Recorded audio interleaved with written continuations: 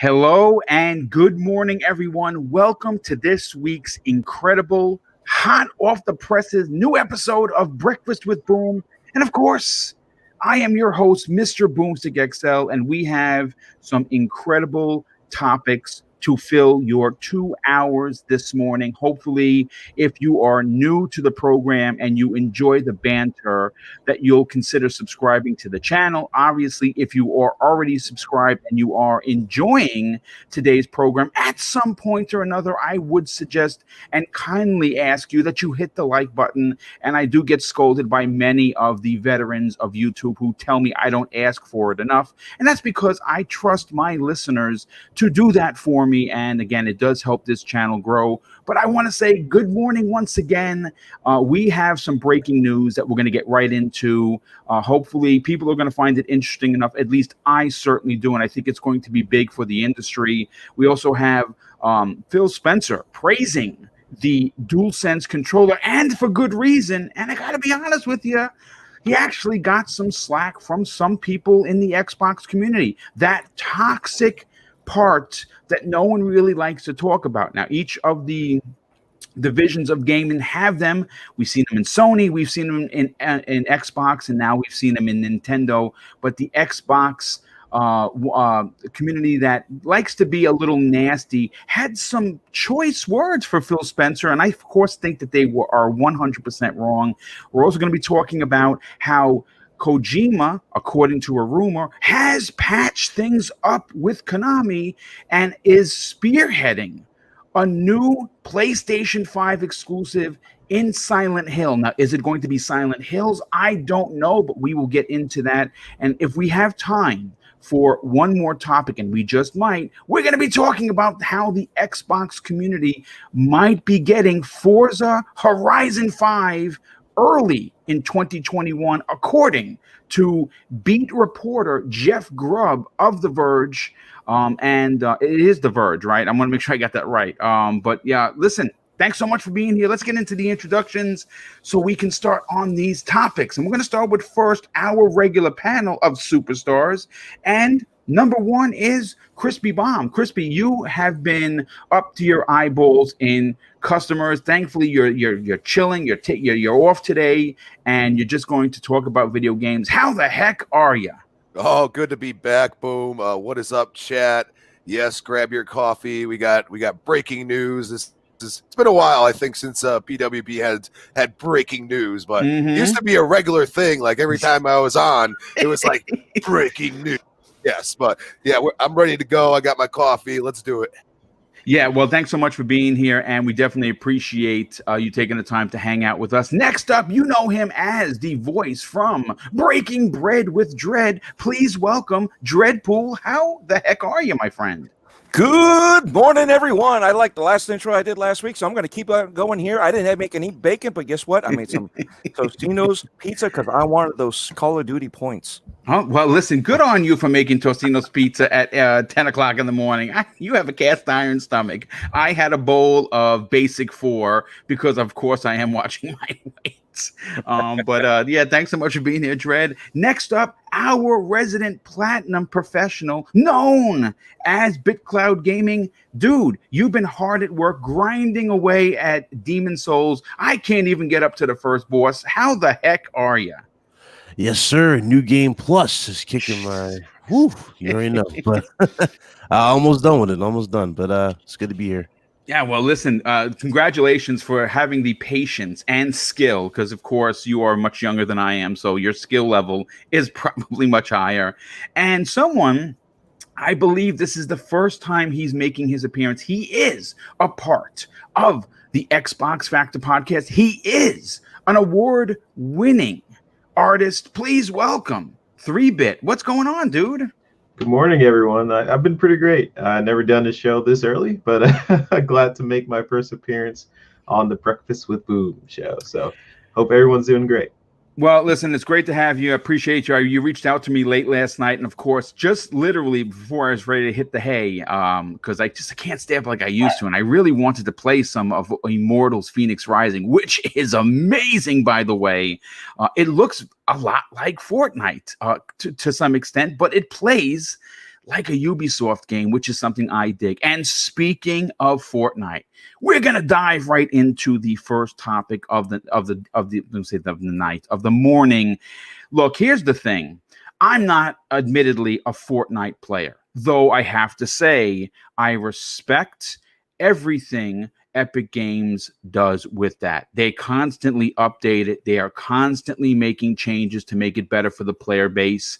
And one of the things that we have seen out of Fortnite is the collaborations.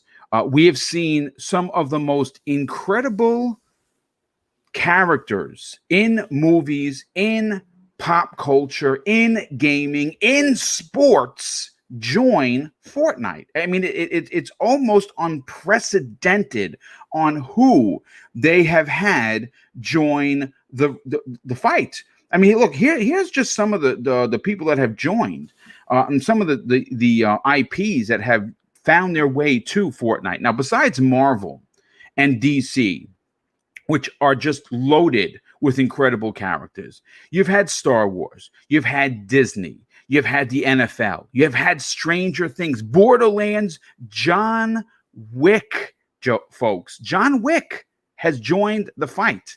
But today, we're going to be talking about something that not only made me interested, I don't think I'm the only one. And again, like I said in the opening, admittedly, I don't play Fortnite. I respect them, what they do. I love that the fact that it has so many players and so many, and the player range is from kids all the way up to old bastards like myself, right? So 50, 55, 60-year-old people are playing Fortnite and they're enjoying it just the same. But yesterday, we got word that not only was Sony's Kratos joining, which there was an opening, which was pretty dope, by the way.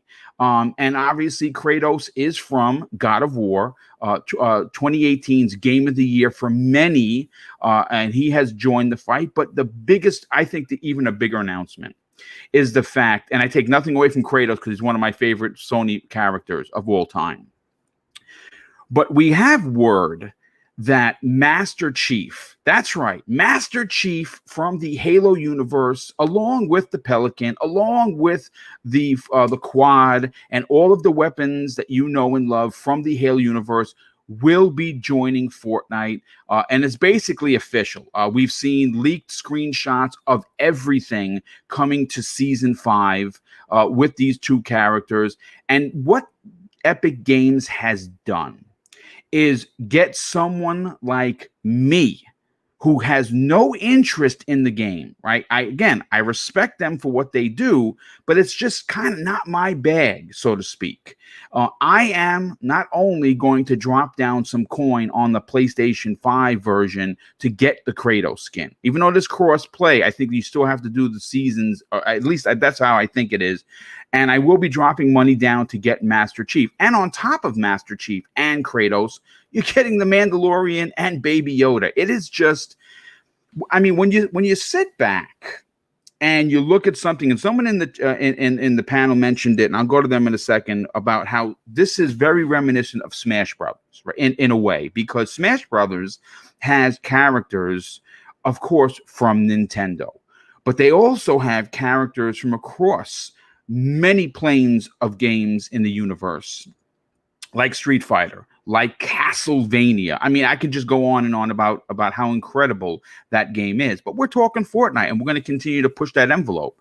And I want to go to our first panel member, and 3-bit. I want to go to you first, and the reason why I go to you first, not only are you our special guest, but we do have something that it feels like deja vu. Yesterday, you and I were talking about, along with the panel from the Xbox Factor podcast, on how, and again, this is my opinion, folks, in order for Master Chief, in order for Halo Infinite, in order for Microsoft to bring in new players, but more specifically younger players, I believe, in my heart of hearts, from a businessman's perspective, from a gamer's perspective, that a battle royale mode must be a part of Halo Infinite's multiplayer. And I say that with respect to the opinions of 343.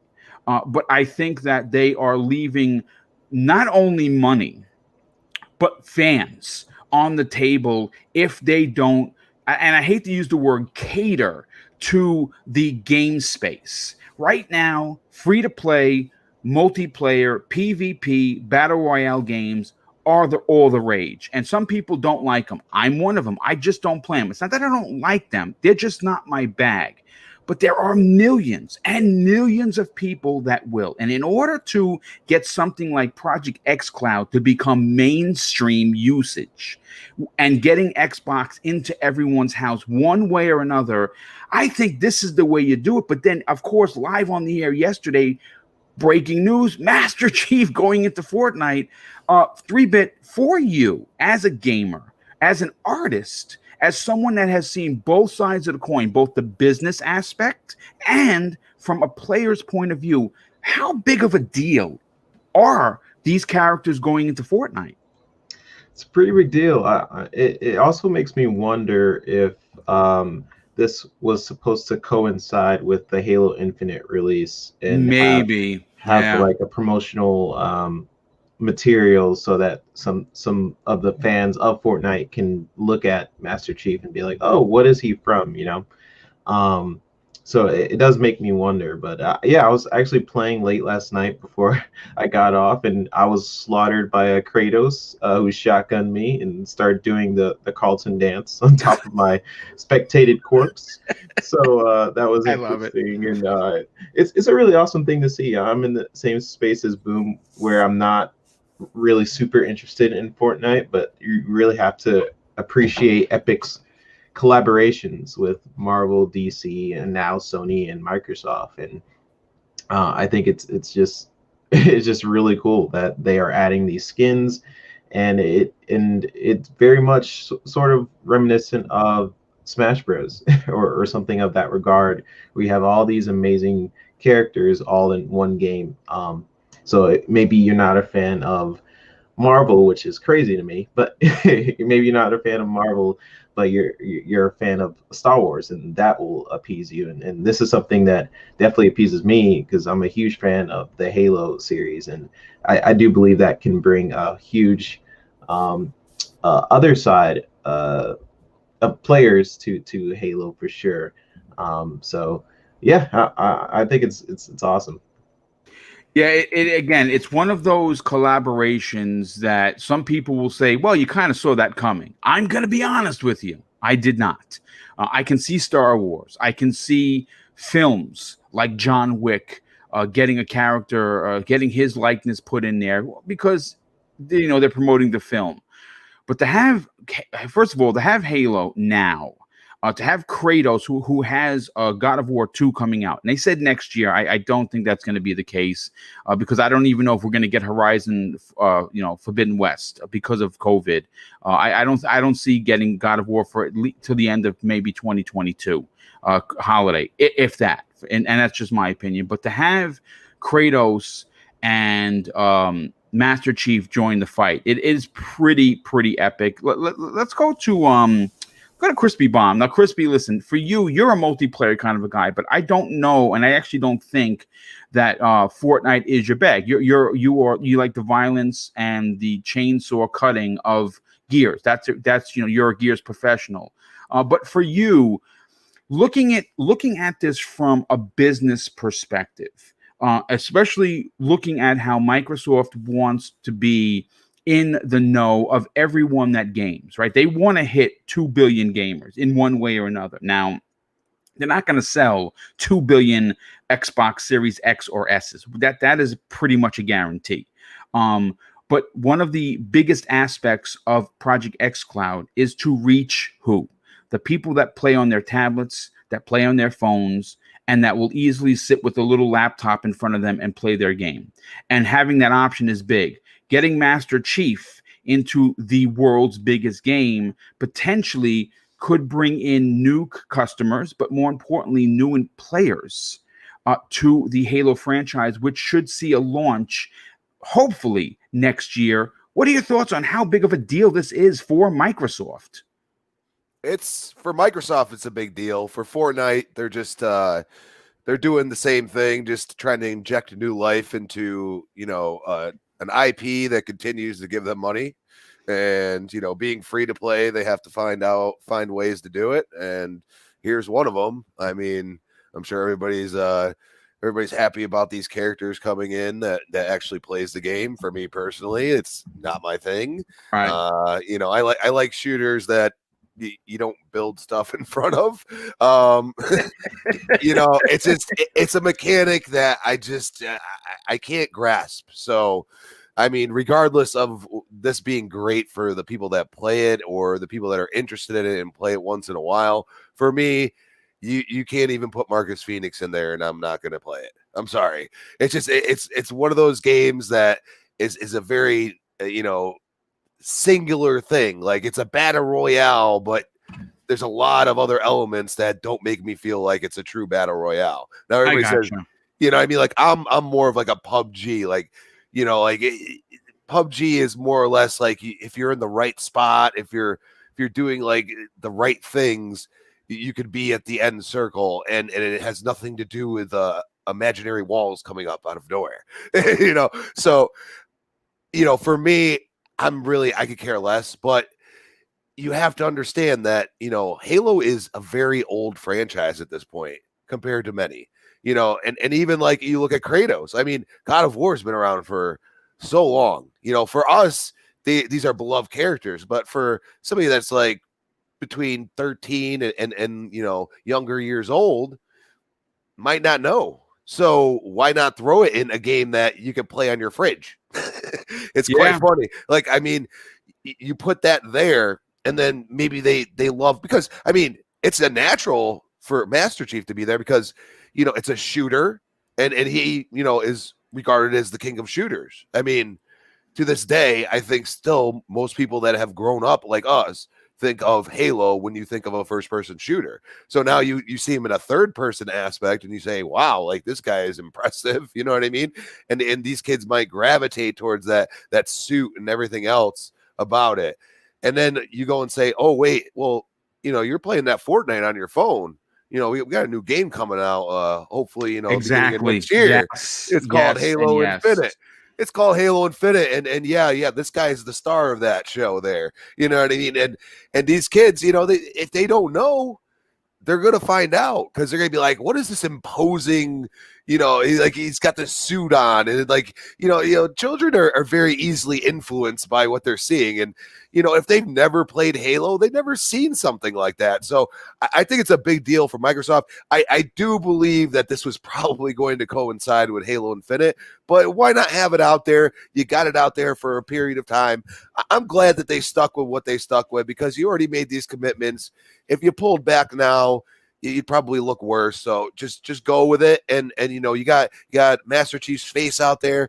And then when we get closer, we get an actual date, I think people are going to start getting hyped up, because there's been a lot of advertisements, a lot of guest appearances, stuff like that. So I think this younger generation might be a little more interested than they would have been even if it came out now.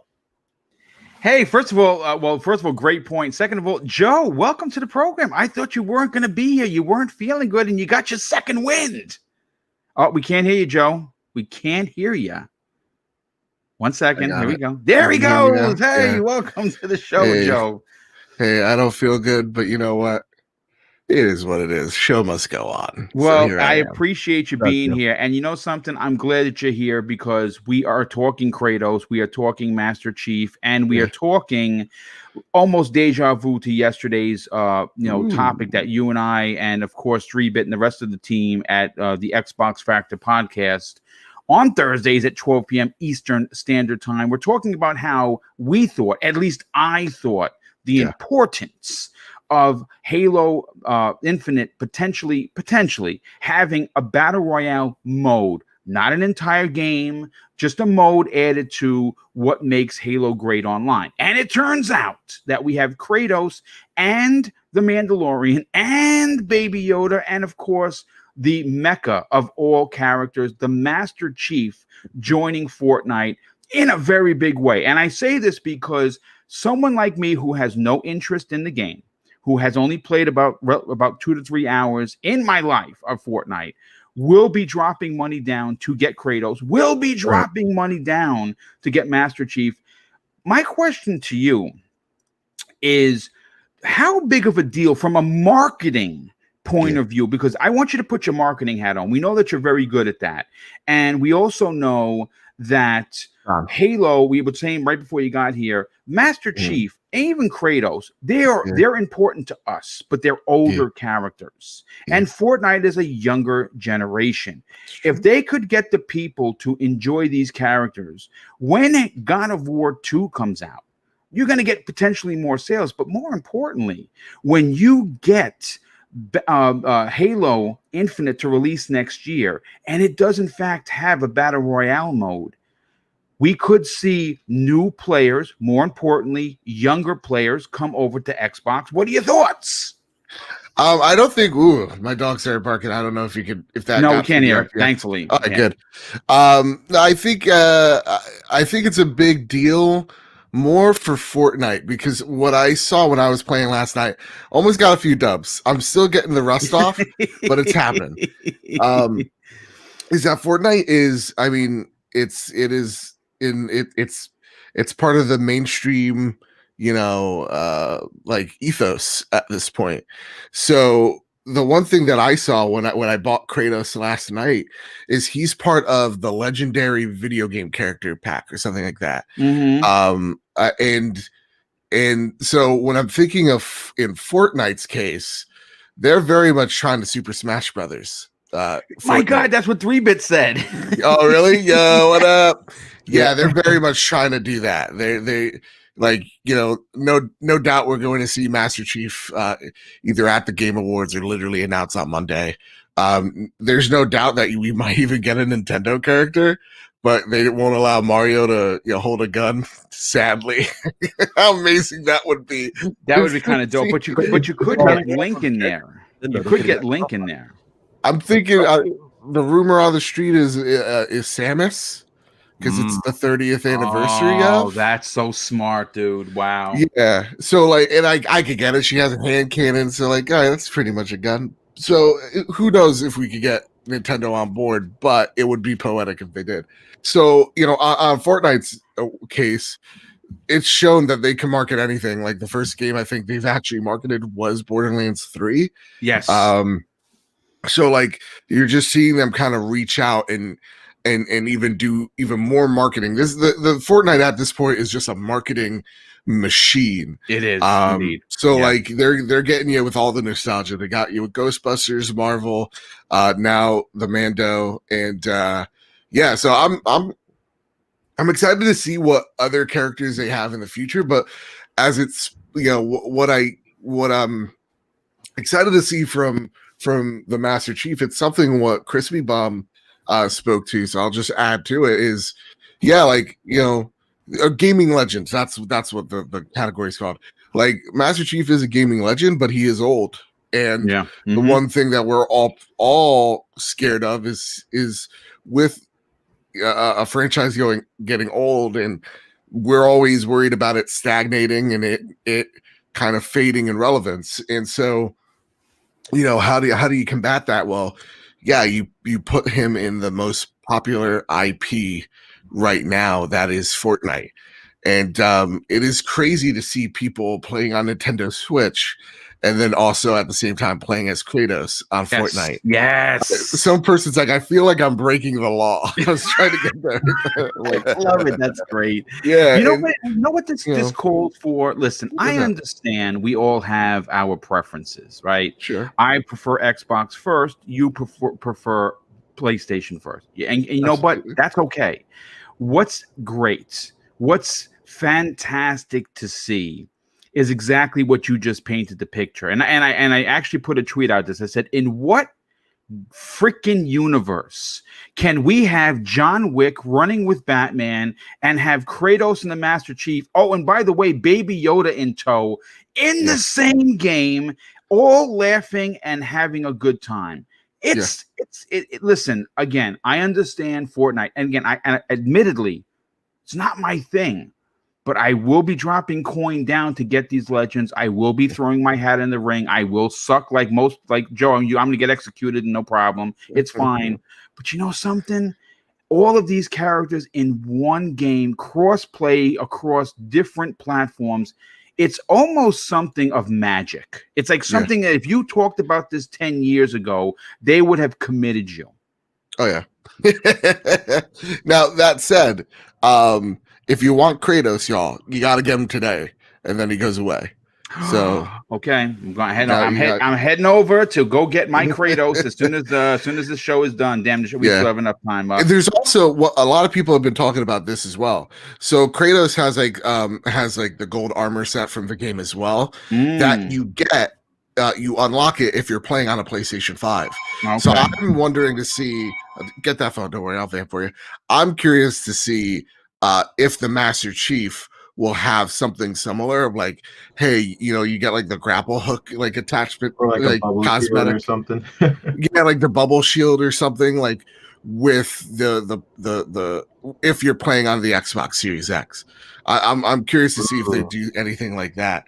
I don't know if you guys think they'll do anything like that, but I mean, it was like, to your point of Nintendo going in and possibly not adding different characters. The Samus point was a really good point. That actually that's a brilliant point, and I hope that they take your advice on that, because that is the one character, Joe, that I got nothing but brilliant ideas. Yeah, this is true. This is true. Dreadpool. Let's get Dreadpool's opinion on this. Dreadpool, you came into the show all fired up, and I hope that's because you're excited for, of course, the topics. This particular one, again, it's not going to jive with everyone, and I get it. Fortnite's not for everyone, but man, for me, sometimes franchises become so big and so in your face, it's literally hard to ignore for you, looking at what they've done and how important bringing Master Chief into the mainstream view of younger gamers. Is this a big deal for Microsoft? Okay, well, there you go. No, I'm kidding. No, this is a huge deal. We've talked about this in the background. This is like it's smart marketing, right? I mean, didn't I also talk about this last week? Xbox playing on PlayStation, PlayStation playing on Nintendo, and Nintendo playing on Xbox. Yep. Mm-hmm. Didn't we talk about this? Did they listen to me? Because I'm shocked that this is actually happening. This is awesome. This is the same thing like Disney Infinity. Okay, and I know it's not for everybody. It's a kiddie thing, but guess what? Those figures, the way they were able to cross them over between Marvel, all the different Star Wars platforms, and the Disney IPs was because they were toys, right? They can use the same logic here. It's not part of your universe, but it's part of the Fortnite universe, so bring them on over. It gets some advertising, it gets some headspace, it gets the kids that aren't into Star Wars or God of War for whatever, I don't know why, but you know what I mean. But even Halo, some kids are into it, but they're more into this, right? So it gets them that knowledge of, hey, look, I get to play this guy, this guy's pretty cool, but you know what, he's got his own game. Maybe we'll go there and check out that game. I heard a lot of people talking about it. Maybe I'll check it out. So it's a smart move. I mean, we've talked about this before with Marvel. I mean, I missed out on the Deadpool one, but I don't want to miss out on this one, especially now that I know that Kratos is limited time. So, but yeah, it's really good. It's smart. I mean, who doesn't want to be able to team up, and just like, could you imagine not knowing what's going on, and you're just so focused on this, and you're just playing the game, and all of a sudden you see, Kratos on the left of you, and Master Chief on the right, and John Wick dead center, just gunning at you. You know what I mean? It's and nuts. I'm not a Fortnite player when it comes to building. Like, if we do no building, yeah, let's go out and play. Let's go out and have some fun. But when it comes to building, I'm trash. Yeah. Yeah, I mean, listen, again, the building thing is only for me if I've only ever done it to block bullets that are coming my way and try and get away from someone chasing me. You know what I'm saying? So I'm not good at the building. Let's close out this opening topic. Again, not the biggest topic of the show, because we have a couple of other big ones I want to get into. But BitCloud, let's get your opinion on this. Obviously, from a PlayStation fan's perspective, having Kratos in there is cool. The opening, CG, little short that they had was pretty dope in my opinion. But I want you to kind of attack this from a Microsoft's, because we know Sony is already mainstream, right? Sony is already making money with PlayStation 4, with PlayStation 5, PlayStation VR. They have a great fan base. Microsoft is doing good things. In fact, they're doing great things with 2 different consoles. Their marketing has been really, really strong. But now we see the Master Chief, their main dude, their flagship IP in the biggest game in the universe. How big of a deal is this? Oh, it's a massive big deal for him. Too bad though. I feel for him, honestly, that they couldn't get Master Chief like out there with the console. Yeah. You can clearly see they put all their eggs in that basket, even with their main marketing. It's a shame. But no, it's good for them in general. If you go back and look at other games, like for example, look at Tekken. I think we talked about this last time I was on here too. Tekken 7 has what was it? Tekken 7 has Street Fighter characters, it has the Walking Dead characters, it has Kingdom Fighters. Yes. So that more games are getting more recognition and having guest characters, I don't see that going away anytime soon. So that's cool that they actually got Kratos in there. The question is, and I agree with Joe, is Nintendo going to jump on board and you're going to see even more characters join this? That would be dope. Yeah, because Fortnite, like, even though it's not my cup of tea, it's not my type of game, right? Fortnite always seems to get these insane guest characters. Like last time they had Batman, if I'm not mistaken, right? Yeah, sure did. They sure did.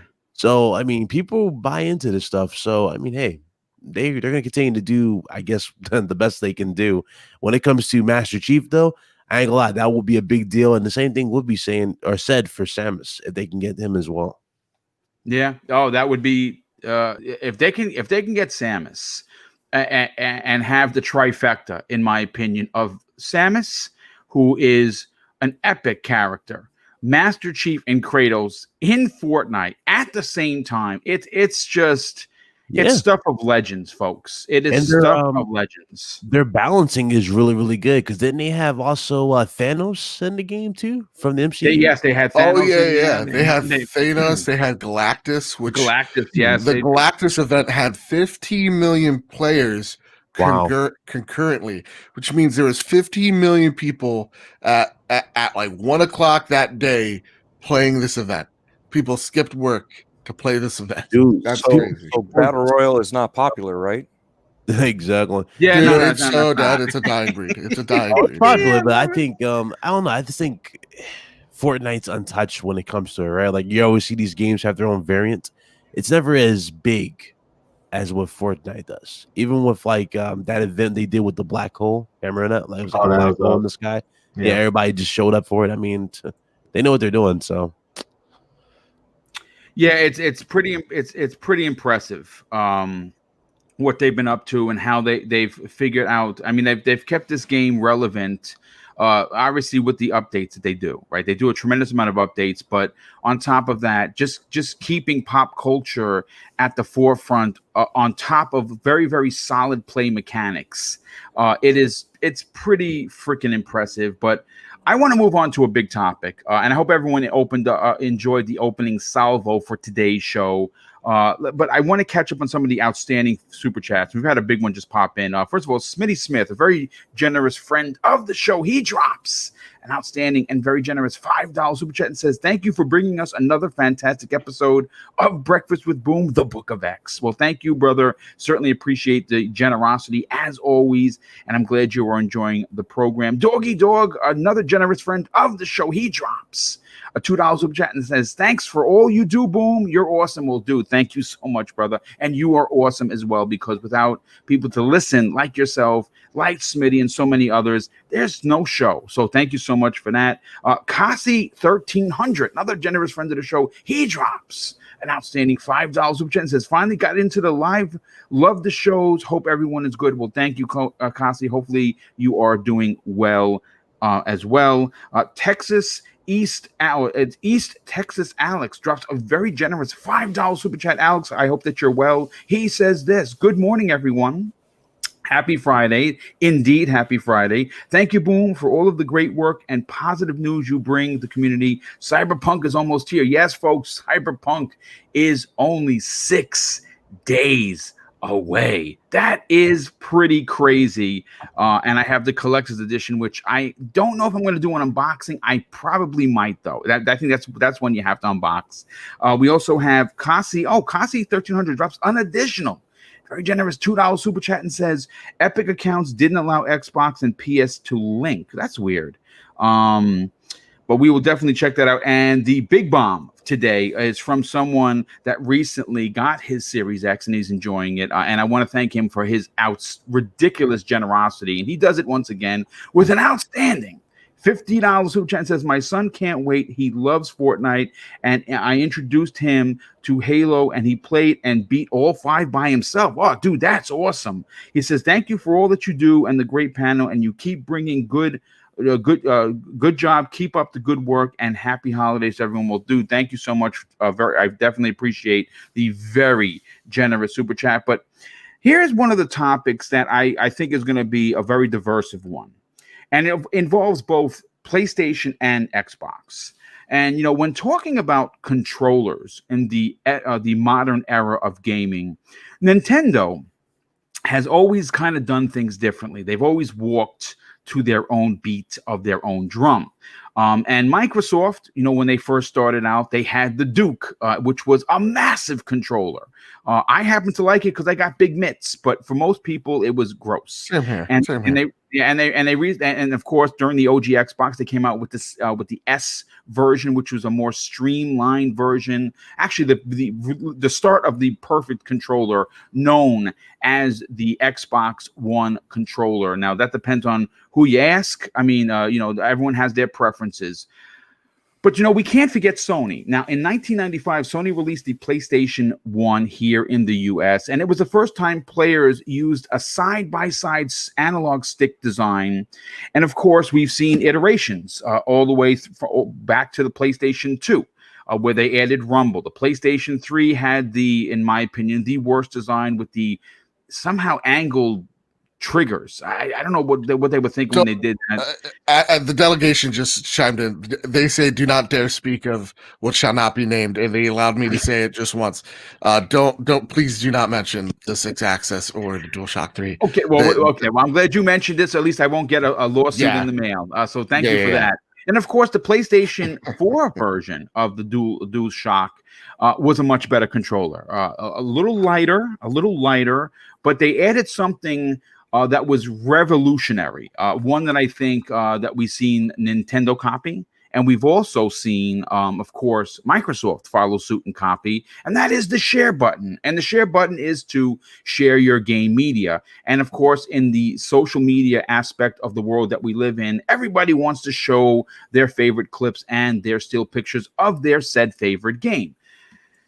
But then on the 12th of November, PlayStation released the PS5. And even though I still do not like the design of the console, I gotta say that, at least in my personal opinion, the DualSense controller is by far my favorite PlayStation controller of all time. And it is for a lot of reasons. It has a nice weight to it. It looks sharp. I know a lot of people don't like the white look to it. I happen to really enjoy that, even though when the black version comes out, I will buy that as well. I like the share button where it is. I like the microphone. I do like that. I like the fact that sound does come out of it. I do like the touchpad. I've always enjoyed that on, of course, the PS4 controller. But the haptic triggers are the real deal. And I say that as someone who, when I first played Miles Morales and Sackboy, they didn't take advantage of it. But then I played Astrobot's Playroom, which I platinumed, and I'm proud to say that I did. And my God, this is where I think Microsoft needs to advance in my opinion, the world's greatest controller. And I think that they might be doing that. But I'm not the only one that has been talking about this controller. As a matter of fact, in a story that I pulled from one of my favorite gaming sites to pull stories from, Gaming Bolt, This particular topic has been burning up social media right before the Thanksgiving holiday. And head of Xbox, Phil Spencer, had some very positive things to say about the PS5 DualSense. And as a matter of fact, here is what he had to say in an interview with The Verge that obviously says that he is a fan of the new controller. Now, here is his exact words. He says this: I applaud what they did with the controller. Not actually for, well, I shouldn't say not for the specifics of the controller, but more than just the specifics of the controller. I think for all of us in the industry, we should learn from each other and the innovation that we will all push on, whether it's distribution of business models like Game Pass or controller tech or the Wii back in the day. We clearly which clearly had an impact on us when we went off and did Connect and Sony did the Move. Now, because I call it so obviously this is what he had that's what Phil Spencer had to say. He praised the controller. And kind of like what I said in the opening, and I was a little disappointed. And again, these are people I normally don't follow, so of course they got the big block hand when I saw this. Is there were a lot of negative comments towards Phil Spencer for praising the DualSense, which I think is preposterous. I think that if you are a confident platform, I think if you are a confident businessman or woman, you can praise your competition and then take something that they've done that people like and put it on your platform / controller. And I mean, we've seen each one take it. I mean, listen, Sony will never admit this. At least I don't think they will. And I'm going to go to Joe first on this. The DualSense feels very, very reminiscent of holding an Xbox controller, even though the analog sticks are not offset, which is the way I like to play. But Joe, for you, what are your thoughts on the people giving Phil Spencer like slack on social media about actually praising a controller that has done some new things and in fact doing them well? Yeah, I don't care about those people. What I do care about is what Phil Spencer said, which is praising the DualShock for the adaptive triggers and the haptics, which, like, yeah, I'm totally there with you. I think, first and foremost, the Xbox controller is definitely the most ergonomic controller. I think prior to this generation, I really need to get way more hours into each controller. But like so far, you know, the Xbox One controller or the Elite 2 controller, though y'all screwed me on that, it is the most comfortable controller there is, right? There's no debating that. And, you know, it comes down to personal taste and what you're comfortable to in terms of like, do you like offset sticks or not? For me, I don't care. It doesn't matter to me. The stick could be in any which place. I'm still going to be really good at it. Humble brag. So I think one issue that I see a lot of people talk about in terms of the Series X, and it's funny because like I was having a conversation with someone who owns both, and their kid plays Fortnite. And prior to this generation starting, the kid was just all up in that Xbox goodness. But then once the PlayStation 5 came out, the kid has been addicted to Fortnite on PS5. He made the switch over. And the reason is, you know, power and everything is one thing. Fortnite looks beautiful on both consoles, but it is the adaptive triggers. It is the haptic feedback. Those things are really selling people. Once you get to experience it, you're like, oh shit, I don't want this anywhere else. Like, that's why right now at this point in time, just a month in, very early, but I am preferring my DualSense over my Xbox Series controller for the first time ever, strictly because of the haptics, strictly because when I'm on my Xbox, I feel like I'm missing something. You know, I'm missing that haptic. I'm missing the adaptive triggers. So like, I think Phil Spencer's onto something where, I think we can all, and I think he kind of alludes to it. He's like, we can all take some notes from this. Very much, maybe hopefully, giving us some type of idea that maybe Xbox is going to lean into this direction as well, because I do think both of those things are a game changer. And I think when we take a look at the share button as well, when it comes to making a lot more risks, Sony either nails it or they fall flat on their face. So like when we take a look at the share button, Xbox eventually hopped on that as well, because I think that is the most important feature on any controller, being able to share it. So yeah, I think haptics and the adaptive triggerness, those features will be coming to more places hopefully soon, because my whole thing is like, I don't go, oh, 0.1 for Sony or 0.1 for Xbox. It's really more for me of like, I just want this feature everywhere, so it's supported everywhere, and that more developers take advantage of it, which means that the feature just gets better over time. So good on you. And it's also really nice to hear someone on the other side, like it's a fucking team, but like, it's kind of like if Tim Apple went out there and complimented Google. You know what I mean? Like, oh yeah, they got a great search engine. It's kind of nice to see the dumb competitiveness kind of be swept out of the way of just like maybe we can compliment each other. Kind of like how Shuhei like posted the pic of his Xbox Series. Like, maybe remind people it's about games and not about where you fucking lay your head. It's maybe we're all having fun together.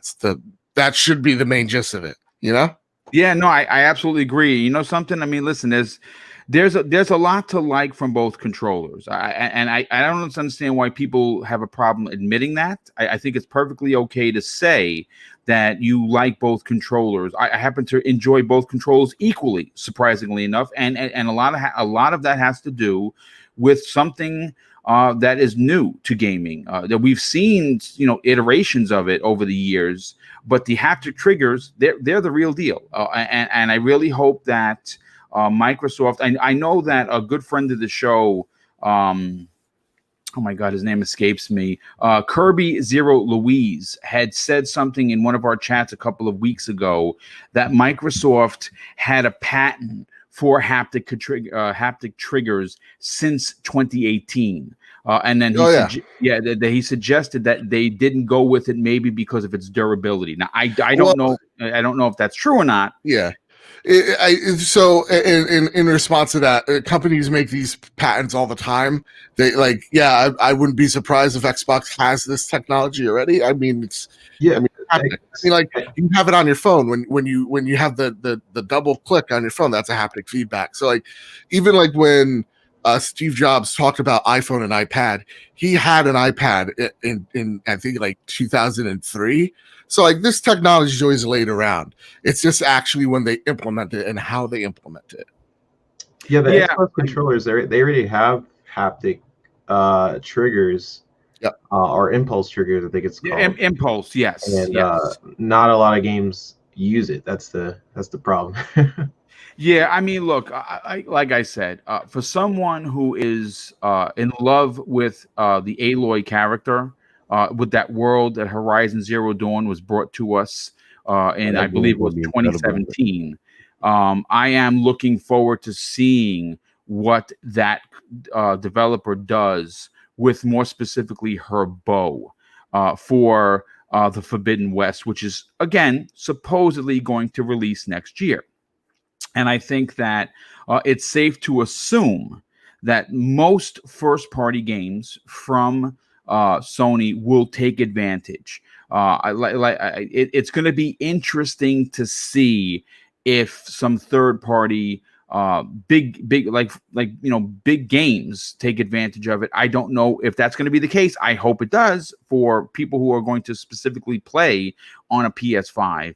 But BitCloud, let's get you in on the conversation. Hearing Phil's comments, we again, Phil, a lot of people look at his nice guy mantra as a weakness, and of course you've heard me say this before. I disagree 1000%. I think that you can be a great businessman and be a good guy at the same time, and he plays those cards very well. I think that the people that came out to somehow sling mud at him because he praised the DualSense, you're just dumb, and you just don't get it. And what are your thoughts on his comments, his compliments, more importantly, but what about the people, the detractors of him praising Sony for this? Yeah, so the people who got a problem with him saying, "Oh, DualSense is great," do yourself a favor. Don't call yourself a gamer. Okay. Hello, there you go. Just do that for one thing. Second of all, it's gonna have, like, again, if you played with the DualSense, if you actually had the control in your hand, you would see why he praised it. It's a big upgrade from PS4. If you play Demon Souls, that's like the first like close example of like how bow and arrows connect. Yes, because there's bow and arrows in that game, and what happens is, okay, so the left trigger might not actually have no tension on it, but that right trigger will, like, the controller will legit lock and get tension, like, have tensions on it. It's really, really crazy. And there's like this feeling that when you let go, it's like a hair trigger. like you're actually pulling the notch back. It's really fucking cool. Yeah, and the crazy thing about it is so seamless how it happens. Like Spider-Man Remastered, for example, there is the part where you do the Dr. Octavius mini games. Yes, the controller legit does this on cue the moment you get into the Octavius those little mini games. The controller locks them all in place, and it's insane how it does it. And what I like about this too, and I kind of do hope that this goes to other platforms in the future, because this is something that needs to be a standard in games. Honestly, it's really, really immersive how they've done this. They made the situation that much better. So yeah, I agree with Phil. It's a good controller. To the people who have a problem with it, well, I don't know what to really say about this, man. Good friend of the show, Philly Eagle, actually says the DualSense controller is the most comfortable PlayStation controller by far. He says, though, the trigger locking is annoying, though. Now, if you don't like it, here's the other thing. You can limit how stressful you want it, or you just eliminate it completely. Yeah, that's interesting. I didn't even know that. Yeah, there's a lot of accessory, there's a lot of adjustment type. One of the things that I want to bring into the conversation, and I want to go to Crispy Bomb on this, because obviously, Crispy, you are someone that plays on an Xbox, so you obviously enjoy the controller, and because you are a multiplayer and you like the competitive aspect of it, one of the things that I find almost a bit head scratching, and this is a little off kilter, is that we have become accustomed as Xbox first gamers on how good the Xbox Series controller is, and the Series X and S controller, or just the Series controller, is a definite step up from the regular Xbox One controller. And why is that? Well, they added the share button. The whole back part of the controller is textured. It does have better latency. There are a lot of little things that go unnoticed because you're used to this type of controller, so you understand that it is quality. One of the biggest things that annoyed me, especially with with mainstream media, is that yes, they praise the DualSense, and in rights they should, because it is a fantastic controller, but they somehow ho-hummed the Xbox Series controller because it didn't, innovate enough for them, but it's doing things that are not really being talked about, and that's the latency aspect. That is, of course, the new D-pad, which a lot of people don't like because it's loud, but it's still a dope D-pad. But getting back to the crux of the conversation, one of the things that I love about the industry is when someone does something impressive. Like, for instance, when Gears 5 was released, and I bring this to you specifically because you're our Gears guy, Cory Barlog, who is one of my favorite developers because of his interaction with the fans. I mean, again, sorry, Joe, he's not your friend, but, next time we have drinks, I'll bring you along, so don't worry. Poor Joe. But he praised the team at the Coalition. And he was like, I'm playing Gears 5 and it is amazing. So when I see stuff like that, I get excited as a gamer, because you know what? At the end of the day, we may have opinions about one console or the other, but these are all developers and they all respect and know each other. But what are your thoughts on the people somehow, again, slinging mud at Phil Spencer for praising the DualSense. Isn't it incredible that like no matter what Phil does lately, it's not right, and then somebody's got to say something stupid, and it's just like, do you have a life? Do you actually play games? I wonder about some of these people, because I'll answer that question now. Good job, Joe. Good job. It's like, and Boomstick has seen this, being a moderator on many channels, you see the craziness. Like, you go to a chat that's Xbox centric, and you got some PlayStation fanboy, and I call them a fanboy, that is constantly talking ish about Xbox. Well, number one, you guys have great games over there. Why aren't you playing them? Number why two, are you here? Number two, why are you here? I see less people streaming these games. Yeah. And you know what? I just, if you're on Twitter to talk about games and not actually play them, then you're not even a gamer, in my opinion. So, that's what Phil is. Phil is a gamer. And if something is good, he will say it's good. Like, we all do. Like, I haven't used the DualSense yet. I'm not a fan of the PlayStation controller, in general, because of the way the stick layout is. Okay. And I've had major problems over the years, because I religiously were playing PlayStation 2, PlayStation 1, where I would get hand cramps. And it's not because the controller was a little smaller than what it is now. No, it's the side by side nature of the sticks. Yeah. When I'm moving my thumbs, for some reason, when they're right next to each other, I start getting hand cramps, and it's about after like 2 to 3 hours. Now, for example, me personally, like innovation, I already have it. Like, I have the Elite version 2. So I already have probably as much innovation as you could possibly have. But somehow PlayStation brought an innovation that's not really in that. We have rumble triggers on there, but that's it.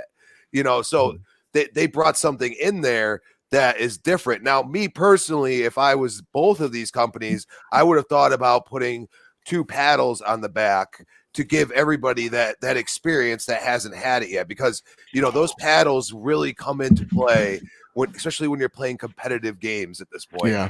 It's almost like I have to have it now. So, I was looking for something like that. Unfortunately, we didn't see it. And Xbox, I could see why they didn't do it. They're trying to sell you the Elite version 2, and then they're going to probably bring out the version 3 with a lower latency and a few little quirks. But you never know. They might pull that back and say, hey, we're going to add that haptic feedback on the triggers. And as long as I'm able to turn it on or off, I'm not going to have a problem with it. I think it's a great thing. But I'm sure some gamers are like, I don't know if I want that. You know what I mean? So it's one of those things, like, are these games going to use it? And I think that's why, we haven't seen Xbox go into VR. They want to see a huge adoption of this, a reason to bring out this technology and use it. And so, I mean, hey, for what I got to say is PlayStation is trying to pave the way, and this is innovation. I mean, competition is innovation, but you can't, if Phil sat there and said, oh, this sucks, I mean, it doesn't matter. You know what I mean? Like, no matter what the guy says, you can't do anything right in some people's eyes, and I just don't get it. And it's a shame that people have this tribalistic mentality. It's just, he actually just talked about that too. He actually detests that exactly what you just said, that tribalistic mentality. He really dislikes it. And for example, okay, I'm a Chiefs fan, and I know people that are Raiders fans. We bust each other's chops, but we're not out there like, with pitchforks, like, get out of here. You know what I mean? Like, I don't get, I think, at this point with social media and everybody at home, there's just too many people with too much time on their hands. That's the way I look at it. Yeah, indeed. Yeah. That's actually a pretty damn good point. We've seen a real increase in toxicity towards, especially like podcasting. We had a guy this morning. I'm not even going to mention his name because he's a effing something, man. I don't know what happened. I listen, folks. You understand the good guy nature that you see, that you hear. You don't see you because I'm really hardly on camera. That you hear, that's real life, folks. I'm not good of a guy, and I don't say that to put myself on a pedestal. I enjoy doing good things for good people. I really do. It makes me feel good as a person. So I hate banning people. It actually bothers me. I know it shouldn't, but my good guy nature doesn't like doing stuff like that. And I had to do that on several people on Twitter, several people on YouTube, because they just don't know when to get it. And I think that is exactly the point. I think you're really onto something, Crispy, where people are home and they just really have way too much time on their hands and they just don't know how to handle it. Yeah, and if I could just speak to it like just real fast and hop on that point, it's like, people listen. Hey, gang, people were assholes before the internet, right? Like we didn't need to be stuck at home to see our worst demons take over us. We all do things we regret. Like today, I snapped at a family member because they didn't like how I yelled at the dog to come inside. You know what I mean? We have all those moments that we're ashamed of, but at the same exact time, when it comes to these folks out there, you really just gotta ignore them. You just gotta move aside. I know, from what I understand, there is some talk within certain industry companies out there of let's kind of stop the console war ish, like treat like not even trying to eliminate any type of they really want to preach more console agnosticity rather. I don't know if I just invented a word, but like more console agnostic or gaming agnostic rather than, promoting one brand over the other, because a lot of people are just sick of these people that like, if you think you're making Xbox look good, they all talk shit about you. So like, honest to goodness, like that's the God's honest truth. Like the gaming industry is very small.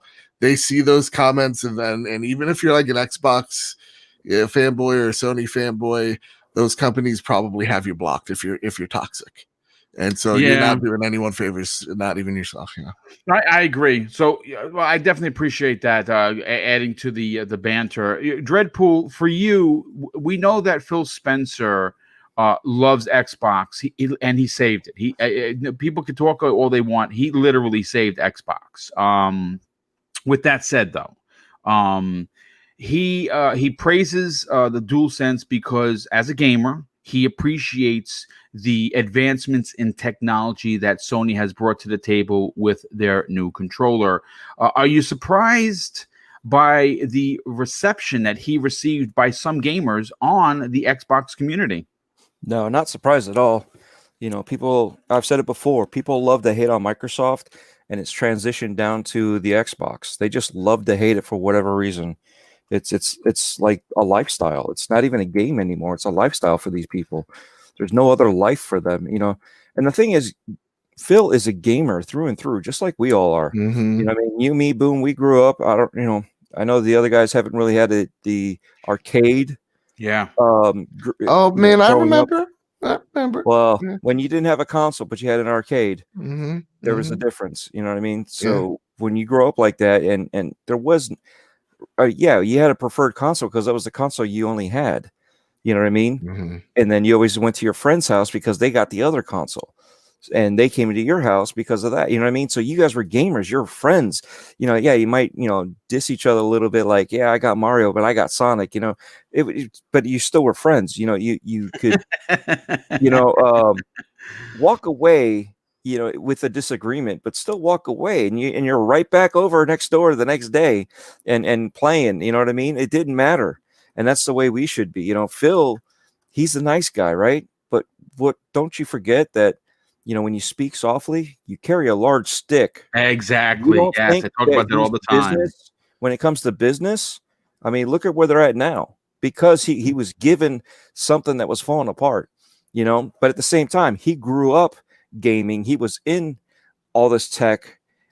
I mean, look where he's at now, right? So it's not like he's a CEO that never dealt with any of this stuff in the first place, right? He didn't just I'm an Excel guy, and worked on spreadsheets, and here I am now. I'm running a gaming company that I don't understand anything about, and I just want to tank it because I want to get out from this. Remember that mentality? Where do we end up with, right? This guy has been around gaming. He's been around tech. He's been around all this stuff. You don't think you're going to appreciate good tech when you see it? You know, so for him to give a compliment to a controller, even if it's a rival company, it's still tech that you can appreciate no matter what. You know, granted, for myself, like Crispy said, you know, you get hand cramps. You know, I get hand cramps too. You know, I'm sitting there playing thumb wars with myself when I'm playing on the console, you know, on the controller. But reality, am I really playing thumb wars? No, it's an exaggeration. You know what I mean? It's not hating on it. It's just saying that it just doesn't feel right because this is how it feels like I'm being, you know, where the offset feels better. But that's a preference. Some guys can't stand that offset, you know, and why do we have to hate on it? Just enjoy it. You know, hey, this technology that they put in here was great and it's useful. Yeah, did they have it back in 2013? Yes, they used it for Forza 5. Yes, they did. So think about the that. motor triggers. Those those are cool as shit. Triggers. Yeah, it was cool, but did they use it? No. Are we going to see these haptic feedback from Sony and other games? We don't know. It just depends on the implementation. Right now, it's the new tech. It's something that they're putting in and backing, right? Did they back the Vita? Where's that? Where's the PSP? Where's the Vita? Where's all the stuff that they were supposed to be backing? They backed out for whatever reason. They made a choice to back out of it. Now they need to support it, and hopefully others will support it too. You know, there's a lot of things that happen in the background that no one sees, but they just want to sit there and point fingers, right? Like you guys said, do I ever see these guys that call all this crap out? No, you don't see them streaming anything. You don't see them doing this. They're too busy playing on Twitter, pointing fingers at each other. Well, that and like those people don't really, real talk, those people don't have audiences. Like nobody really wants to hear that. They game Twitter. That's it. Yeah, that's their game. Yeah. You know, oh, look at me, I'm bored. Okay, I get it. You know, you're bored, you want to complain about something. You know, what are you, senile? You know what I mean? I got nothing to do, so I'm going to cause a whole bunch of crap for everybody else versus, you know what? That's not for me, but I could see where this is actually a good thing, you know, for somebody else. You know, didn't they make fun of the Microsoft controller that they put out for oh, you're talking about the adaptive controller. Yeah, there were people that actually did that, and hopefully everyone blocked them because you're an idiot if you think so. I'll say that right live on the air. Exactly. You know what I'm saying? There's so much. Yeah. Are you gonna play it? No. Let somebody else enjoy gaming too. Why jump on their throat like that? You see, and that's the whole thing. At least Phil was man enough to step up and say, you know what? I like the controller. Yeah. Indeed. You know, but everybody else has to sit there and do the tribalism thing that we've already talked about and sit there and bash. Why bash? Just move on. It's not for you. If it's not your thing, then why even comment? That's always been my thing. Like, listen, I don't know. I was taught very early on. My mom used to tell me, if you don't have nothing nice to say, don't say nothing at all. I don't know if people learned that lesson. I know that I did, because if I said something nasty, my mother would whack me in the mouth. So yeah, I learned quick that you don't say stuff you're not supposed to say. Yeah. If it's not affecting you personally in a bad way, does it really matter? Not really. Why express all this extra energy for nothing? Yeah, no, I absolutely agree, and that's a great point. Why spend the energy? Go work out or something. Take off 10 pounds. That would definitely help. Let's move. I want to get 3-Bit's opinion, and then we're going to move on to another big Sony topic that I think everyone's going to enjoy. 3-Bit, listen, Phil Spencer praises this controller, and for good reason. I love that he did it. I love that he talked about, because he could have just went up during that Verge interview and talked about Xbox, but he didn't. He talked about his competitors and what they're doing and what he enjoyed about what they're doing. And I think that really makes him a great leader for Xbox. What are your thoughts on it, dude? Yeah, so just to touch a little bit on Andrea's point, I think social media in general is one of the worst forms of communication, for sure. But I'm personally not a fan of any PlayStation controller besides the DualSense. That was I honestly couldn't stand the PS3 controller. The PS4's controller was way better. And And not to say I didn't have a good time playing on these controllers or playing on the game. I'm just not a fan of PlayStation's smaller symmetrical controllers.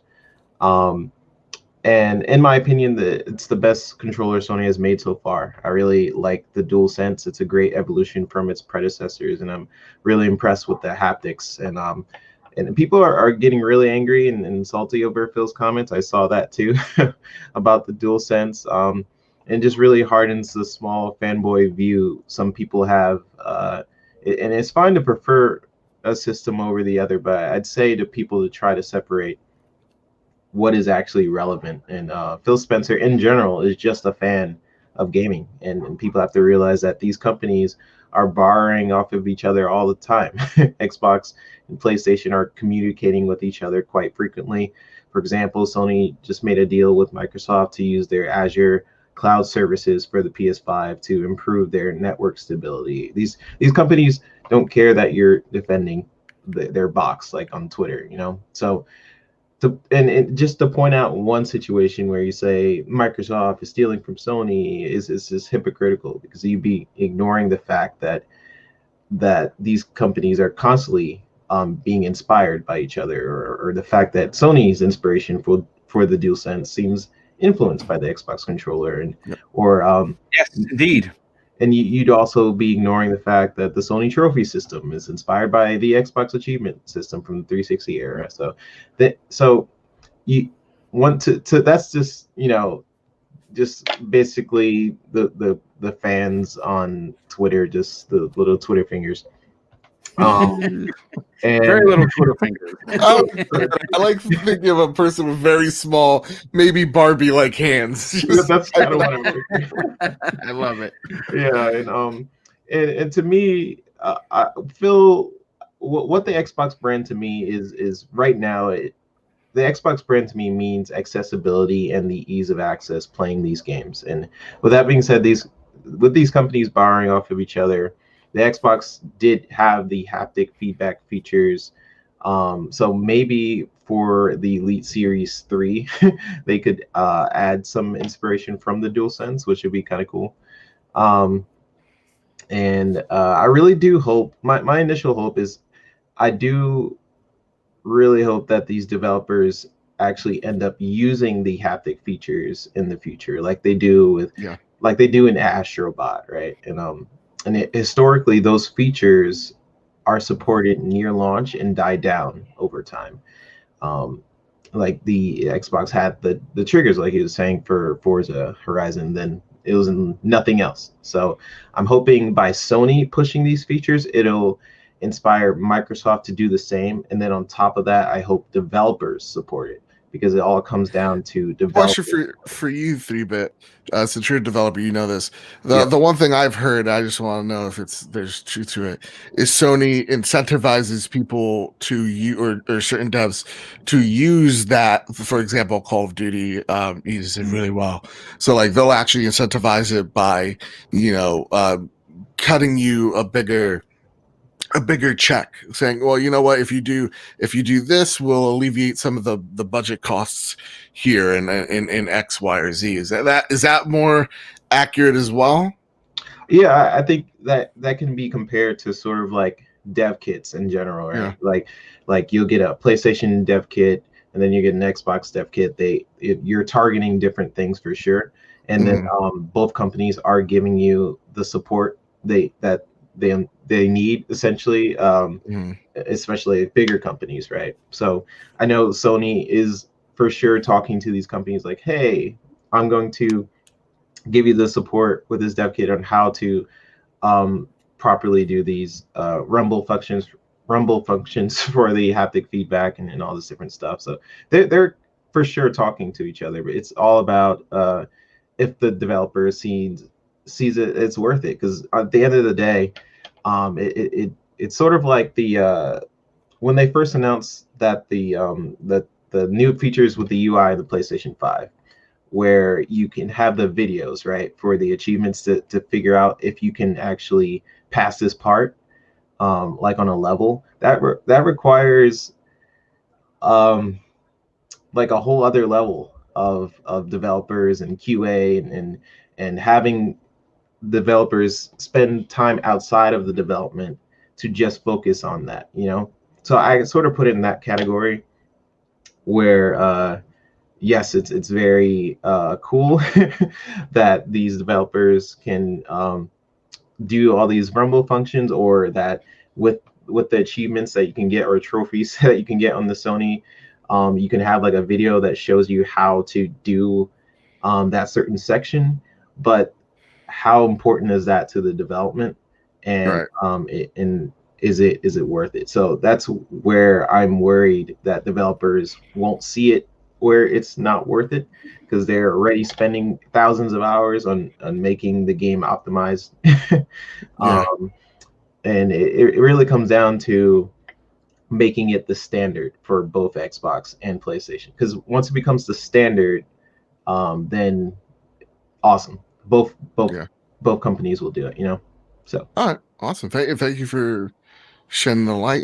Definitely appreciate the behind the scenes stuff. We don't normally get that, and I'm glad that you're a part of the program to give us the update. But listen, I want to move on to a pretty big topic, at least in my opinion. But before I do, I really want to catch up with some of these outstanding super chats. First of all, Kasi 1300 drops an additional and very generous $2 super chat. Says, just checked, I can buy Kratos on the Xbox Fortnite. That is kind of dope. Doesn't that just make you laugh? I mean, that is really hilarious that you could, and vice versa, when Master Chief becomes available on your PlayStation 5, buy the Master Chief character. I mean, that is kind of funny.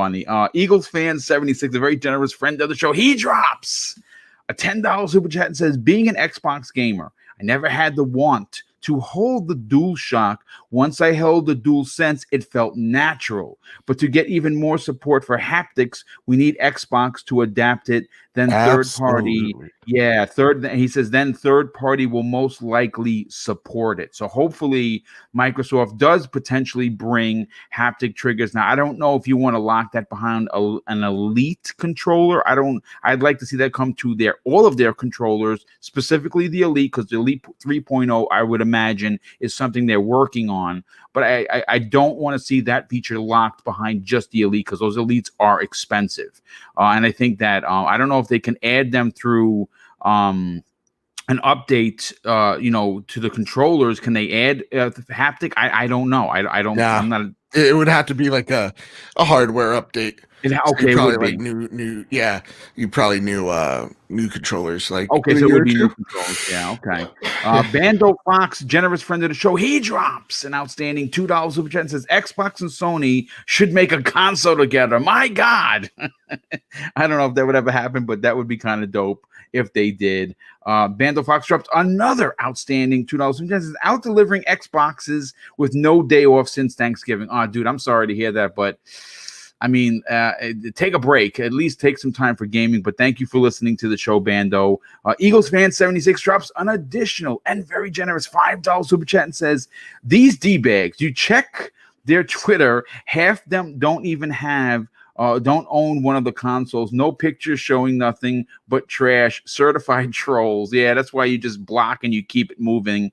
Viper XT, another generous friend of the show, he drops an outstanding $5 super chat and says, Chief mocap actor Bruce Thomas says Halo Infinite is ready to go for this spring.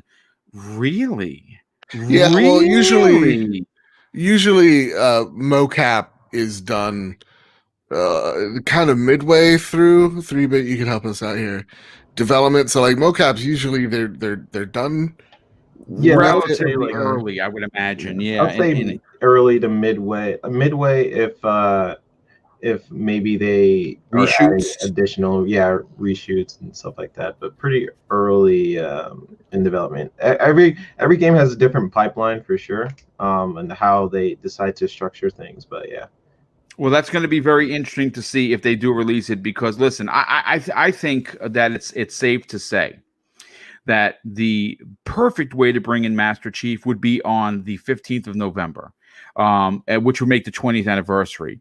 Though, if the game is ready, you don't have to wait. And I would encourage Microsoft not to wait for that day. Do something do something special, put out a special controller, a special see-through console, whatever you want to do, and I'll buy it. But if the game is ready in the spring, I cannot wait to play it. I am very, very excited to play Halo Infinite, but I do want to, again, move on to the next topic. Now, listen.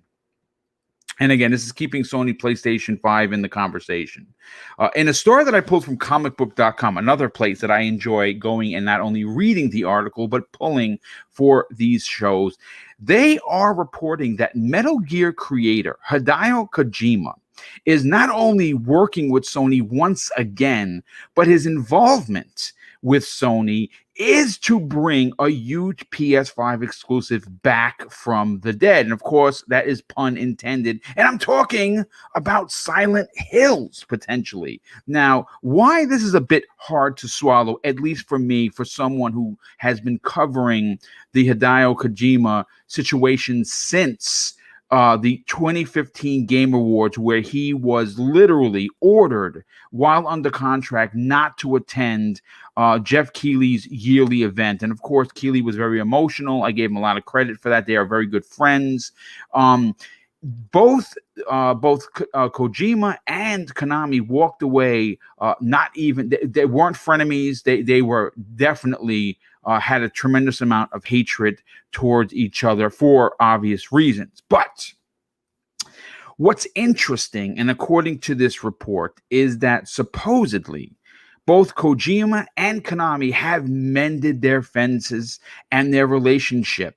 And in turn, Sony has stepped in to revive the former's canceled Silent Hills game, also and formerly known as PT. Now, whatever the case, this new rumor is not new to me. I don't think it's any new to anybody here in the chat, more so on the panel. We've been hearing about Silent Hill coming back in a big way from Konami for months now. We've also heard about other things potentially coming back. And this is what I praised Sony yesterday for, is bringing back older IPs in a new way. We're gonna go into this more specific detail for Metal Gear Solid on Monday's Primetime Gaming. I got a story that I'm writing right now for that.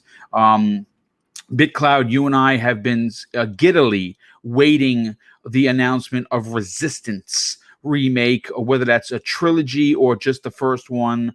And we'll bring you into the conversation right away, BitCloud.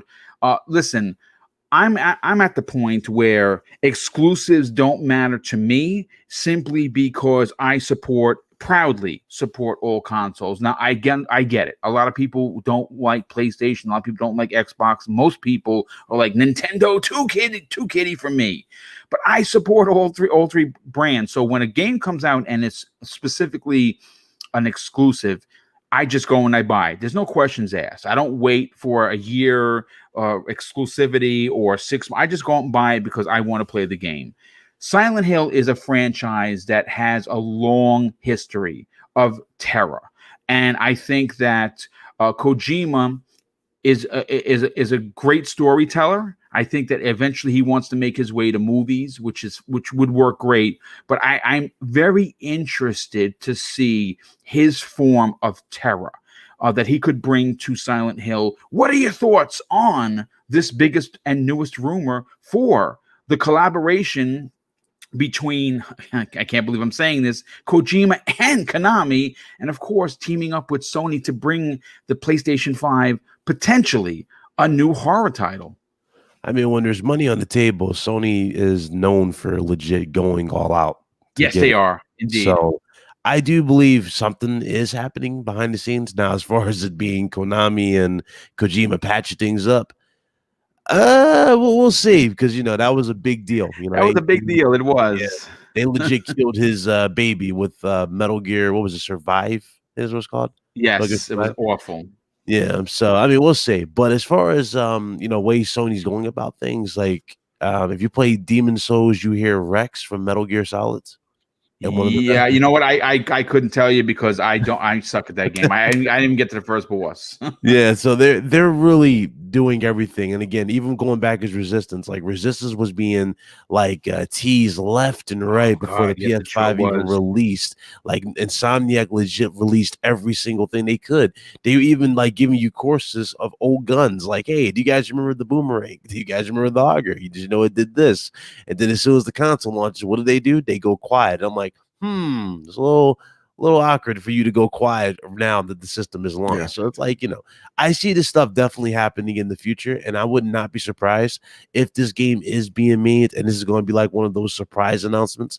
Like, for example, I think it was 2016 with the orchestra first. Yeah, it's like 2016 with the orchestra for PS4.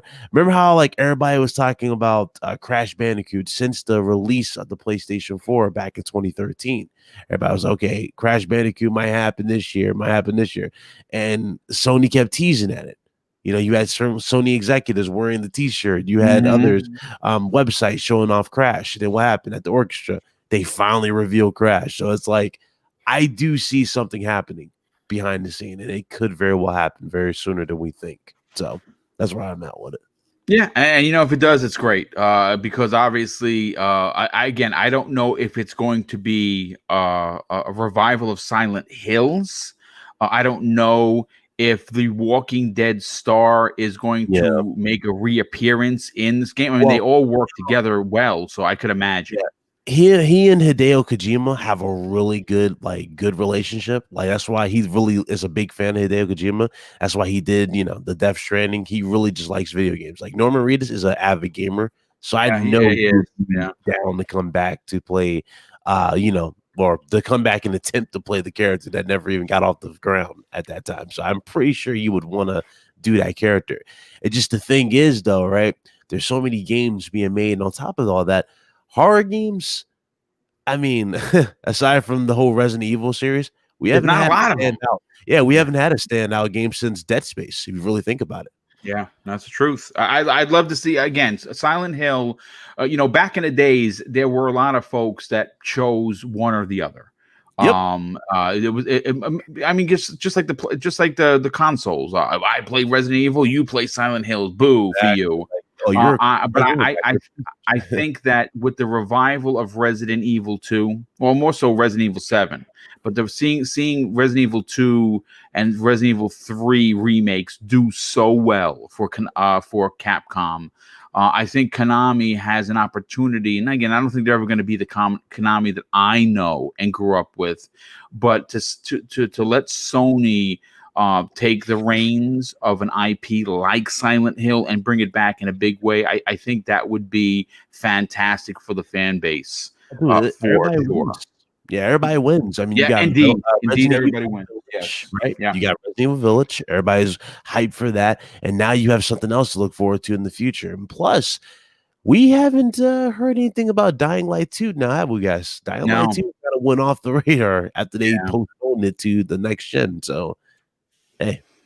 Listen, again, bring me a Silent Hill, and I think everyone's going to enjoy it. Well, again, if you're not a horror fan, maybe not. Joe, let's go to you on this. Now, obviously, you've reported. I don't know how long you've been podcasting, but the Kojima and Konami situation was bad. Oh yeah. So like BitCloud had suggested, it is a bit of a sharp-edged pill to swallow that they somehow have mended fences. Again, this is what the article is reporting, so I'm just verbatim talking about what they said. Do I believe it? I'm going to be honest with you, no. But BitCloud did make a great point on when there's money on the table, specifically Sony looking to get and lock in a massive exclusive like Silent Hill, they will somehow figure out a way to bring in someone like Kojima, let him work on the game, pay off Konami for use of the license, and everyone is happy. What do you think? What do you think? What are your thoughts on this actually happening? If there's smoke, there's fire, man. We've constantly heard Silent Hills throughout this whole year. Even some industry folks going like, "It looks like it is. It looks like this is a thing that's happening." Now, we talked about this a bit on this week's trophy room. It's literally at this point, it's weird when you make a weekly podcast. It's the only portion of the show that's not outdated. But we had a really good conversation about, what the implications were and how you bring, Kojima and Konami together, because it is an nasty breakup. Nasty enough that it was public. And, how do you mend a fence? And if you're a creator, do you want to be stifled by, doing a piece of work that you already did in the past that was kind of poo-pooed upon, right? Yes. So I very much think Kojima after Death Stranding was like, okay, I got the thing I wanted to do that nobody would let me do out of the way, right? You can love, hate that game. It's weird as all heck. There's nothing like it. Yeah, there really isn't. Like and I'm going to tell you something. Just to speak on that point, Joe, and I Sure, want sure, people to sure, understand this. I was gifted that by my brother, who put a ridiculous amount of time into it. I got like 50 hours into it. I wasn't sure. Wasn't sure what I was. I'm close. I believe I'm close to beating it. So I definitely got to do that. But I will say this: one of the most unique aspects of a single player game for Sony is that it's a multiplayer game that you never see anybody. How many people built bridges for me, left lines hanging down? Right. It's pretty incredible. I will have to say that. It's a AAA indie game, and that's the thing that's so unique about it. So like, as much as people want to like literally shit on that game, it's fine. But like, that's the thing he wanted to do, and he did it, and there was no compromises to it. And I think after that, he was very much looking at the next project, and probably the way I would like to think is Sony came up with him going, okay, so you're making this thing. What if we could get Silent Hills back? Would you be interested in making it? And you don't have to talk to Konami, you talk directly to us. Yes. Probably was more the way to go. I think Sony approached Konami going, hey, you're not using these IPs anymore. Do you want to make money and we just handle it for you? And they go, all right. So like, we hear constantly that Metal Gear Blue Point game. I would hate to say that that's not coming. But like, that's coming. I've been hearing about that for years, and I believe that's coming sooner than later. So like, to me, I think that's definitely a thing happening. I definitely also hear rumors of a Castlevania and Silent Hill. So like, to these rumors, I don't think it's 100% accurate. I think it's just vague enough for that person to take credit for. But it's a safe bet at this point that you're going to at least see Silent Hills. I definitely think Konami has somewhat handed the reins over to Sony to handle their IP, because let's be honest, guys, they can't do it. And if you're Sony, you already own the movie rights to Metal Gear, so you probably want to make a really good experience so that people remember that walking into the movie experience. So, it just makes sense. Yeah, it absolutely does. And again, it's something I'm expecting. Silent Hill, again, the working relationship between Konami and Kojima is probably, there's nothing there, and it wouldn't surprise me if they never spoke again. And the way it blew up, it again wouldn't surprise me. Yeah. But I am gonna say that it would be pretty awesome to get a new Silent Hill for sure. Let's bring in Crispy Bomb to the conversation. Crispy, again, you admittedly grew up playing PlayStation. It was your console of choice for many, many years, and Silent Hill has always been associated with the PlayStation brand. For you, and I know you don't have a PS4 or a PS5 yet, but you're definitely thinking about getting into the mix.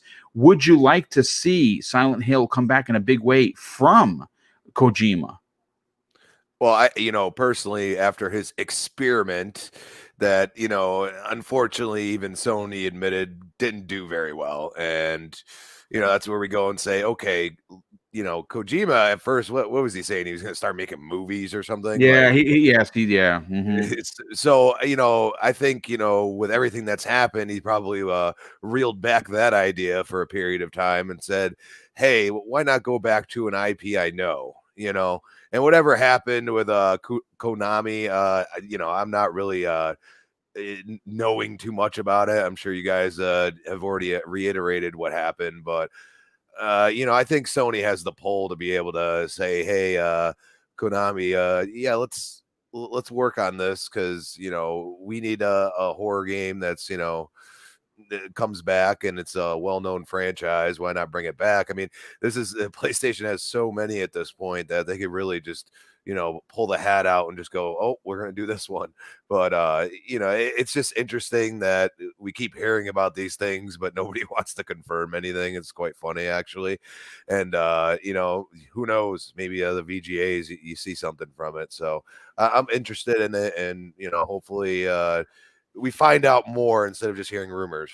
Yeah, no, I absolutely agree. And again, the Game Awards are only 6 days away, folks. And I know a lot of people have been asking me if we're covering it. Here's the thing: I was going to do a post show with the Game Awards. It turns out, though, the Game Awards is 4 hours in length. I don't know. It's from 7 to 11.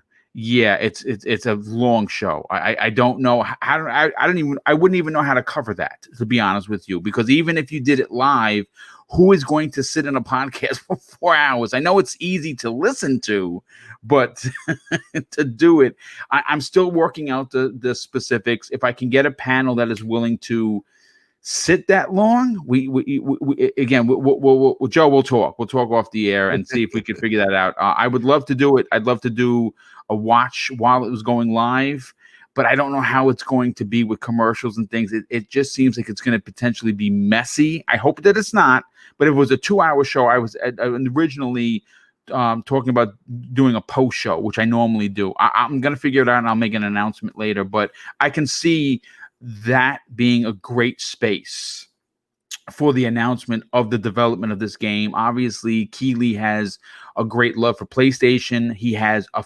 tremendous relationship, and more so friendship, with Kojima. So it seems right. It seems like maybe, like Joe was saying, there's more smoke and there's more fire where there is smoke, for sure. Dreadpool, for you, as someone that appreciates a good horror game, as someone that eventually wants to get, I don't know if you got your hands on a PlayStation 5 just yet. I think you said you're going to do it potentially next year. For you, would the PS5 be even more attractive with an exclusive like Silent Hill? Yes, I mean, it's Silent Hill. I mean, why not? For you know what I mean. For me not to have it now sucks. But having it next year will be just a boatload of games to sit there and try to clear out a backlog. Indeed, yeah. And then having a horror game which has a good reputation, that's icing on the cake, man. So yeah, I can't wait. If they figure out how to get past their differences and actually have Kojima do it, I'm all about it. Let's see what they have. Well, I mean, we got a small taste in PT, which again, for a demo, was terrifying, and it was gorgeous to look at. Sure, it was only a couple of frames and one long hallway, but damn, that was made by Kojima, and I think that we're going to get more terror than we're going to get horror, and I'm okay with that. But I'm interested to see, and I agree with you, if they could work past their differences, and I think BitCloud actually said it perfectly. I think that with money on the table, and Joe kind of alluded to this, where they just don't deal with Kojima. Kojima has literally no dealing with Konami, and vice versa, and Sony becomes like the middleman. I think they can make it work. Oh, definitely.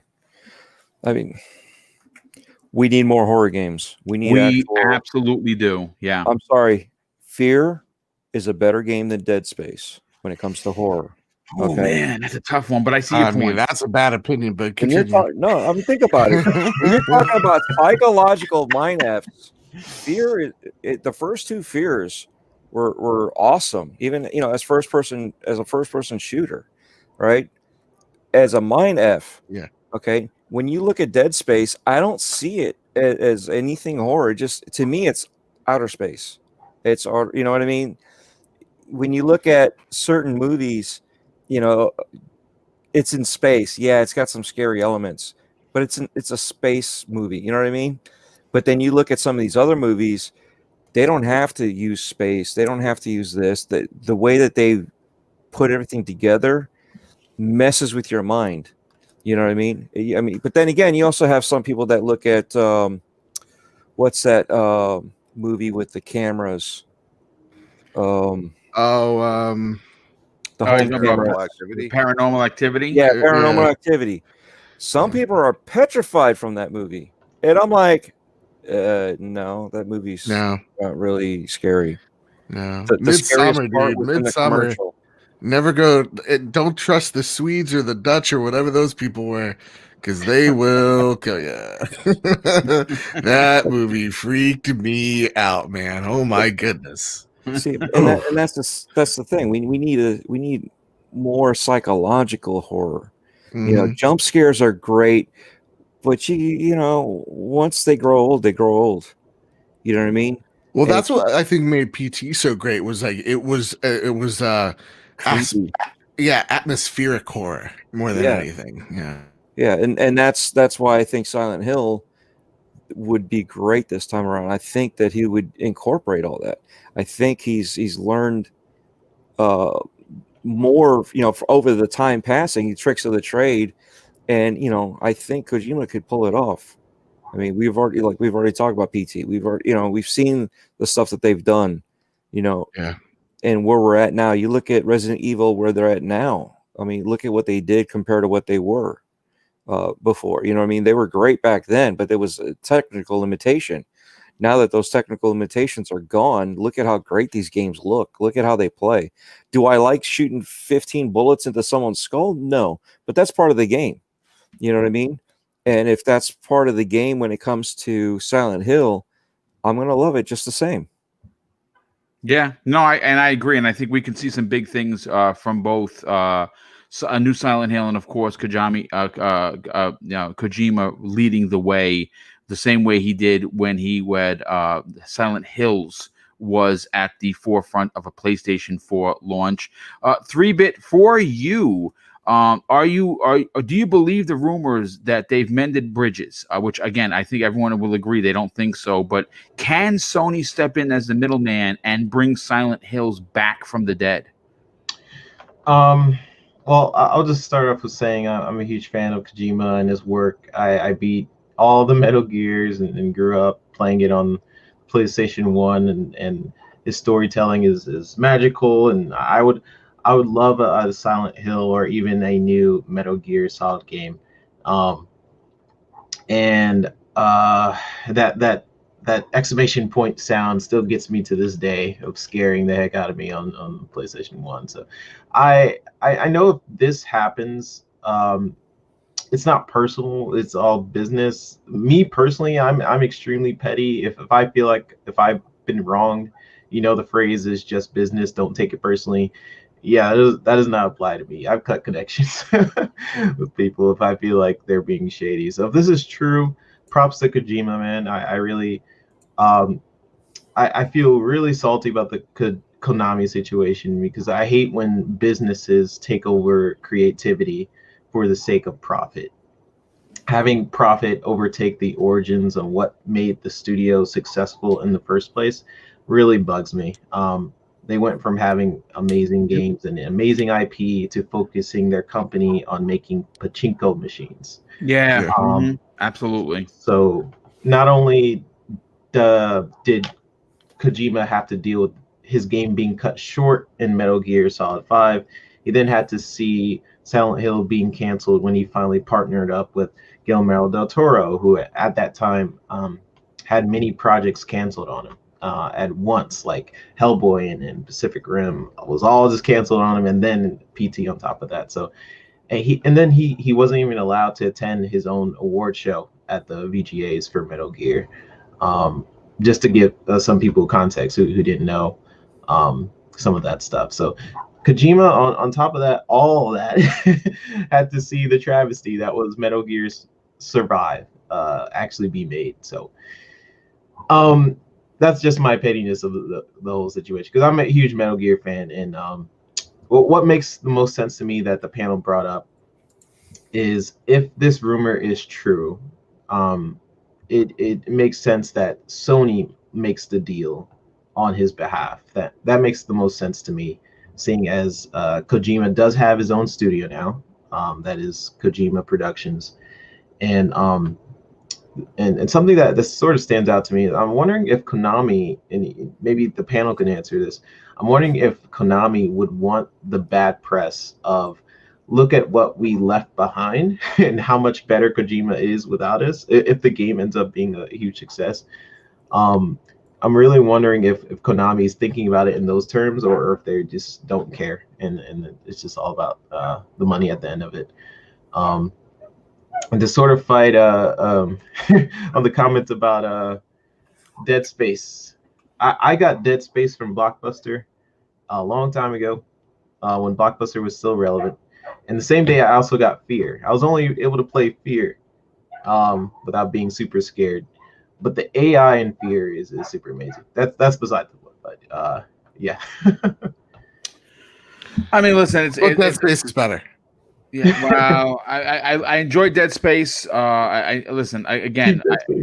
It's a fantastic franchise, but Silent Hill needs to come back, and I think that I'd love to see Sony do it. I'd love to see Kojima, have his vision revisited, and we could get something special. Again, well, like Joe said, where there is smoke, there is certainly fire, and I believe we're going to see this game announced at the Game Awards. That's just one of my early picks, but I do want to move on to one of the last topics of the show. And listen, when you look at the Forza series, it has been considered to be the champ on both fronts when talking about real-time simulation racing with motorsport and arcade type racing with Horizon.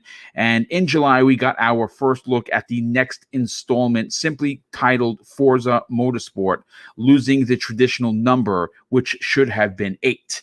Many, including myself, thought that Motorsport 8 was a shoe-in for the Xbox Series X and S launch title. Sadly, though, that never transpired. Now, thanks to an industry insider, Jeffrey Grub, who works for VentureBeat, he dropped a megaton suggesting that Forza Horizon 5 by Playground Games would release before Forza Motorsport, and that release could hit in early 2021. Now, on the Xbox Empire podcast with Donnie and Elaine, they were joined by Jeffrey Grubb, senior editor at VentureBeat, and during that show, he made a statement that sent shockwaves throughout the interwebs, and here is what Jeff had to say.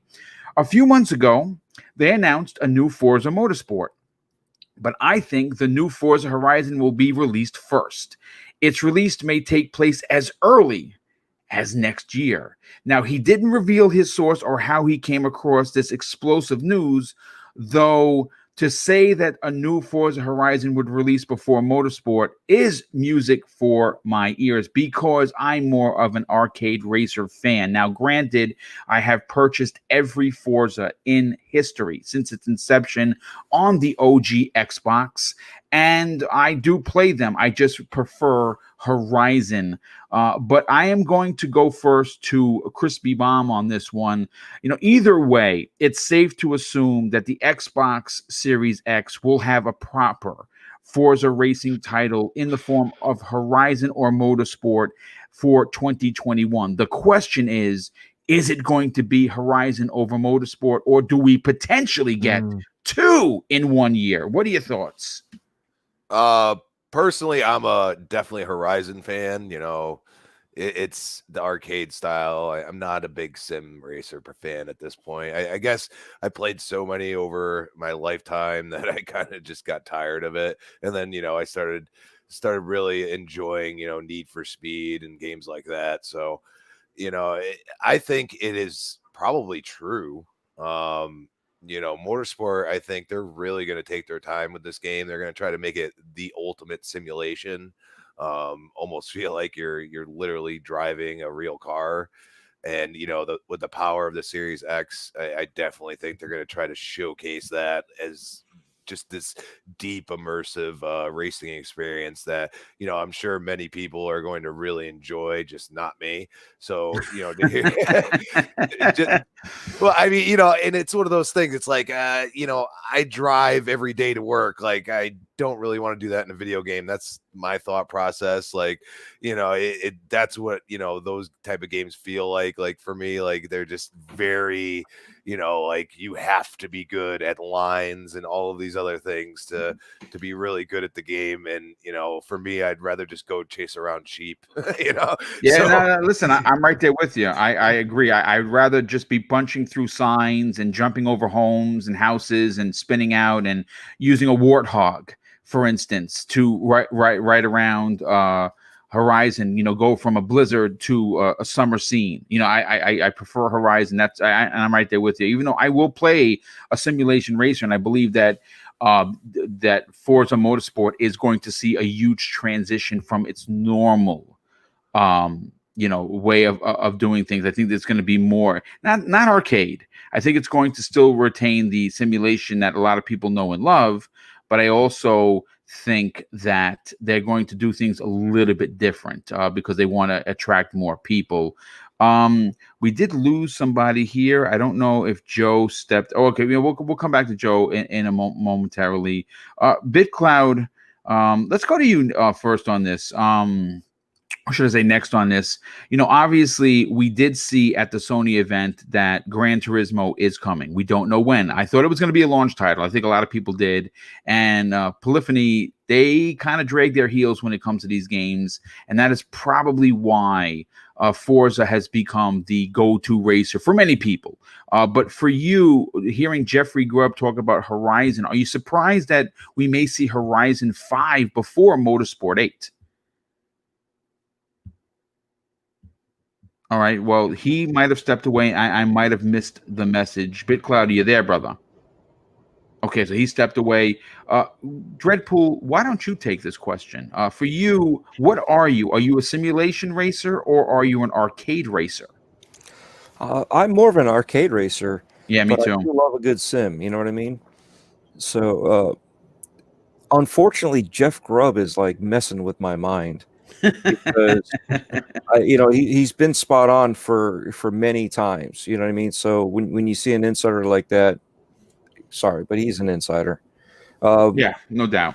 You know, when he says something like that, you kind of have to put that in perspective. As far as I know, Forza, the new Forza, no number, right, has or is playable right now. So that's what I'm hearing from the backs, you know, from the back alleys and stuff. Now, don't forget, they also use the Forza main game as the car assets for the Horizon games. Yes. So I have to question, how is that happening to bring Horizon 5 forward and pushing plain old Forza back? You know what I mean? So are they using the old assets from Forza 7? Is that what's going on? Or are they able to utilize some of the game features, or I'm sorry, assets from Forza? Yeah, especially if it's supposedly, you know, not playable yet, you know, because they're going to push it forward. How they have a lot. See, that's the funny thing. When you look at the land versus the tracks, there's a lot of land that whatever they're putting in there for the photorealism, there's a lot of work going on there. That's why they use the assets from Forza. So how is a track taking longer, even if they're perfecting it? You know, and don't get me wrong, I want to see them polish both games. I want both games to look immaculate, even if it's on an OG1, okay, versus a Series S or an X, okay? So don't get me wrong, I want to see the polish go across, just like God of War did between the PlayStation 4 and the PlayStation 4 Pro. Okay. I want to see that polish. So even if you're on the lesser system, that polish looks good. Now, when you look at the assets like that, what are they taking and what are they missing, right? And then, like I said before, you're building tracks, you're building this, you're building that, and I know they're revamping a lot of their stuff now. They have they're doing the tire simulation. They're doing road simulation. I mean, they're doing all this wet weather, so they're doing everything. So when you start the race, just like, how many times we watch these Indy cars race and all of a sudden it starts raining and then it goes back to dry again. And these cars are still running nonstop, like nothing ever happened, so that they want to put that stuff in there. They want to keep this stuff going when it comes to simulation. And a lot of these race car drivers are using Forza. They were using Gran Turismo before for some simulation, but they've been using a lot more of Forza because of the tire simulation, because the car, and they're able to push these cars faster than they normally would, because obviously there's no risk and fear. You can push, but they're using that as training. So when you're doing stuff like this, and yet you want to build a whole world, so I mean, what features are you not bringing over?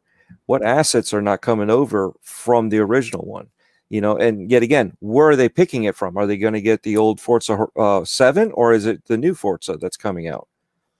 That's a great point. I don't know. I would imagine that whatever they're going to use, it's going to be incredible, and I cannot wait. Personally, I think that Forza Motorsport 7 looked fantastic. I think they upped the ante with Horizon 4, and I think that it's safe to assume that they're going to bring it even further. So I don't know which one is going to hit first. I don't know if we're going to get 2 in 1 year, or I don't know if we're going to get back-to-back years. That would be pretty interesting. But you know what? Let's get over to 3-bit. 3-bit, for you, knowing the development aspect behind the scene, does it seem logical that we could see Horizon 5 before Motorsport? Yeah, it makes sense to me. And I love arcade racing games. and to answer that previous question, one of my first racing games was Outrun on the Sega arcade game, and then Crazy Taxi and stuff like that. So yeah, I think it's possible. I really want to see these studios take advantage of this hardware, and if any game is going to really benefit from the specifications of next gen hardware, it's going to be Forza Horizon, because bigger CPUs and GPUs this time around, and they're always beneficial for open world type games. And the Forza Horizon series is pretty open in its environments, like you were saying, and I'd love to see them push for more simulation in terms of the damage and even the wheels, and that would be pretty sweet. And I believe why Forza, in comparison to Horizon, might be taking slightly longer is because Motorsport's goal in realism compared to Horizon, and also it's probably because they are improving the Forza tech engine. And I think it's safe to say that Turn 10 and Playground really mastered the racing game genre over time. And if there's anything to say about that studio, is how well they optimize their graphical fidelity. And to sort of put the spec side of things, we know the Series X has more computational units for ray tracing. We know that the power is there with its big GPU and CPU count. And we know with RDNA 2, the system comes with machine learning, which helps its older games have auto HDR. And I think people are really underestimating some of the engineering features that is possible for these next Forza games that could be in there, like hardware accelerated machine learning, which can lead to NPC and AI intelligence, which means the AI that you're racing can get smarter and learning from your behaviors, which we kind of seen in some of the Forza games already. And not to mention, that's just the hardware aspect. There's also the additional cloud software learning, which to me is the future. A lot of people wonder why a lot of games can't do water for online games like Sea of Thieves. Well, for the most part, Sea of Thieves is using cloud computing for shared waves for several servers and textures, and that's just getting into my development side of things. But I do think that Forza Horizon is going to be first, and Jeff Grubb, like he was saying, is kind of always right about things.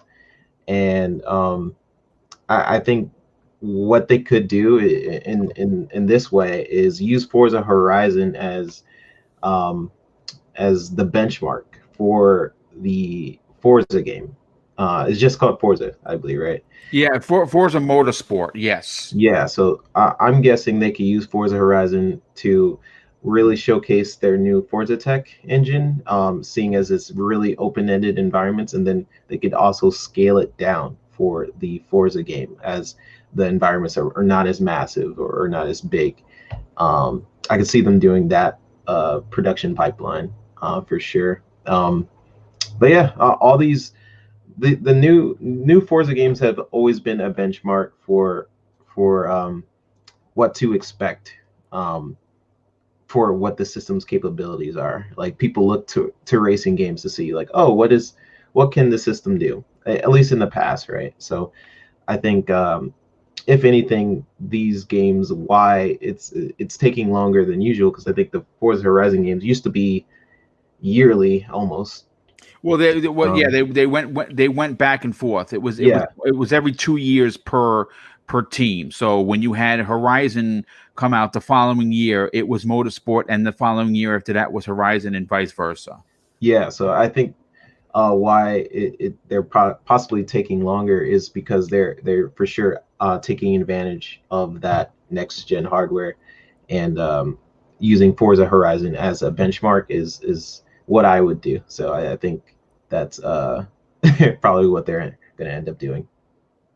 Yeah, and I agree with you there. I absolutely agree. Well, listen, we lost BitCloud, BitCloud and Mr. Badbit. I'm not sure exactly what happened, but I do want to say this before we get out of here.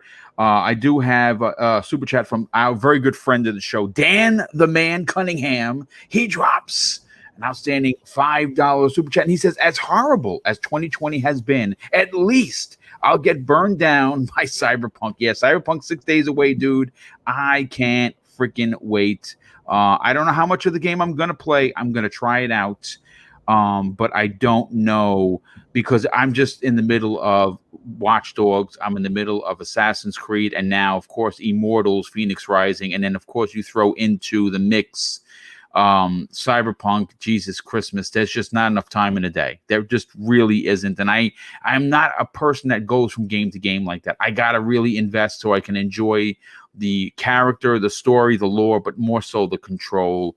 But listen, this has been a great show. We got to all 4 topics, which is unusual, but we did. And let's get to the outros. And obviously, I'm going to do the outros for both Mr. Badbit and BitCloud. BitCloud Gaming, that he has a show that goes live at 5 p.m. Eastern Standard Time on Friday afternoons. I do want to suggest you go over there and you check it out. It's a great show.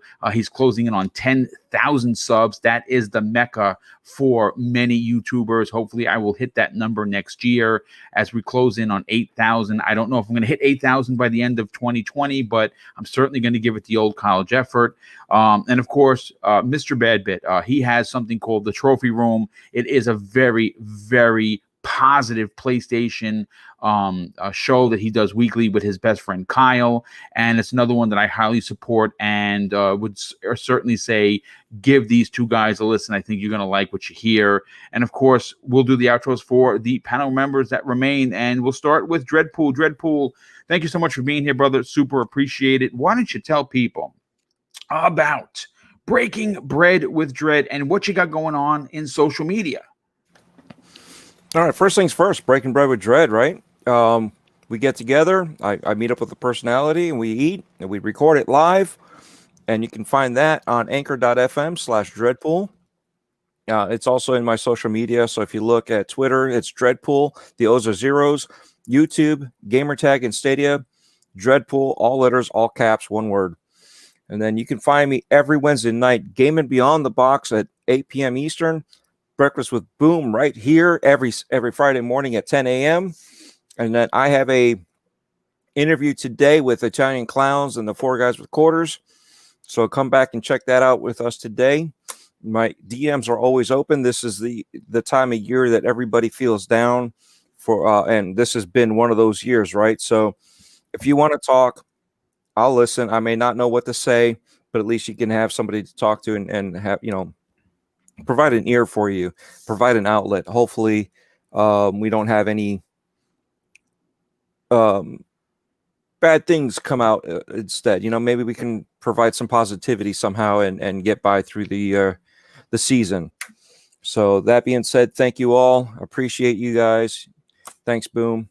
Yeah, no problem, brother. Well, thank you for being here as always. Definitely appreciate that. Crispy Bomb, let's go to you, brother. You have been very busy. Not only are you on this show, you're on a few others. Why don't you talk about those, and where can people reach out to you on social media? Always a pleasure, gentlemen, and chat. It was very interesting conversations today. Loved it. At Crispy Bomb on Twitter, Crispy Bomb 28 Xbox Live. Hit me up. Yes, I do play games. Yeah, Retro Renegade 7 p.m. Tuesday night. Thursday night 7 p.m. next podcast, and of course I'll be here 10 a.m. Fridays on Breakfast with Boom. Well, thank you so much for being here, brother. Super appreciate it as always. And last and no way least, our award-winning artist known as 3-Bit. Dude, thank you so much for hitting me up last night to join today's podcast. Hopefully you did enjoy yourself. Tell everyone about where they can reach out to you on social media, but more importantly, check out your outstanding YouTube channel. Yeah, everyone can follow me on YouTube. It's the Video Games HD, and then on Twitter, it's the BGHD. You guys can watch me on the Xbox Factor podcast, and then I do that show with Boom. And this is my first appearance with the Breakfast, and I really enjoyed it. So thank you guys for having me, and I hope to see you guys on the next episode. Yeah, well, thank you again for being here, brother. And of course, I want to close out the show with something that's important to me, and hopefully one day it'll actually be important to you. And obviously, it's something that my dad taught me. I like I said, I think it's more important now than ever with the world being the way it is. And he used to say, "Son, treat others how you want to be treated, and also it doesn't cost anything to be nice. You live by those rules, and I can guarantee you're going to have an awesome day." So take care, everyone, and we'll see you next week on the newest episode of Breakfast with Boom.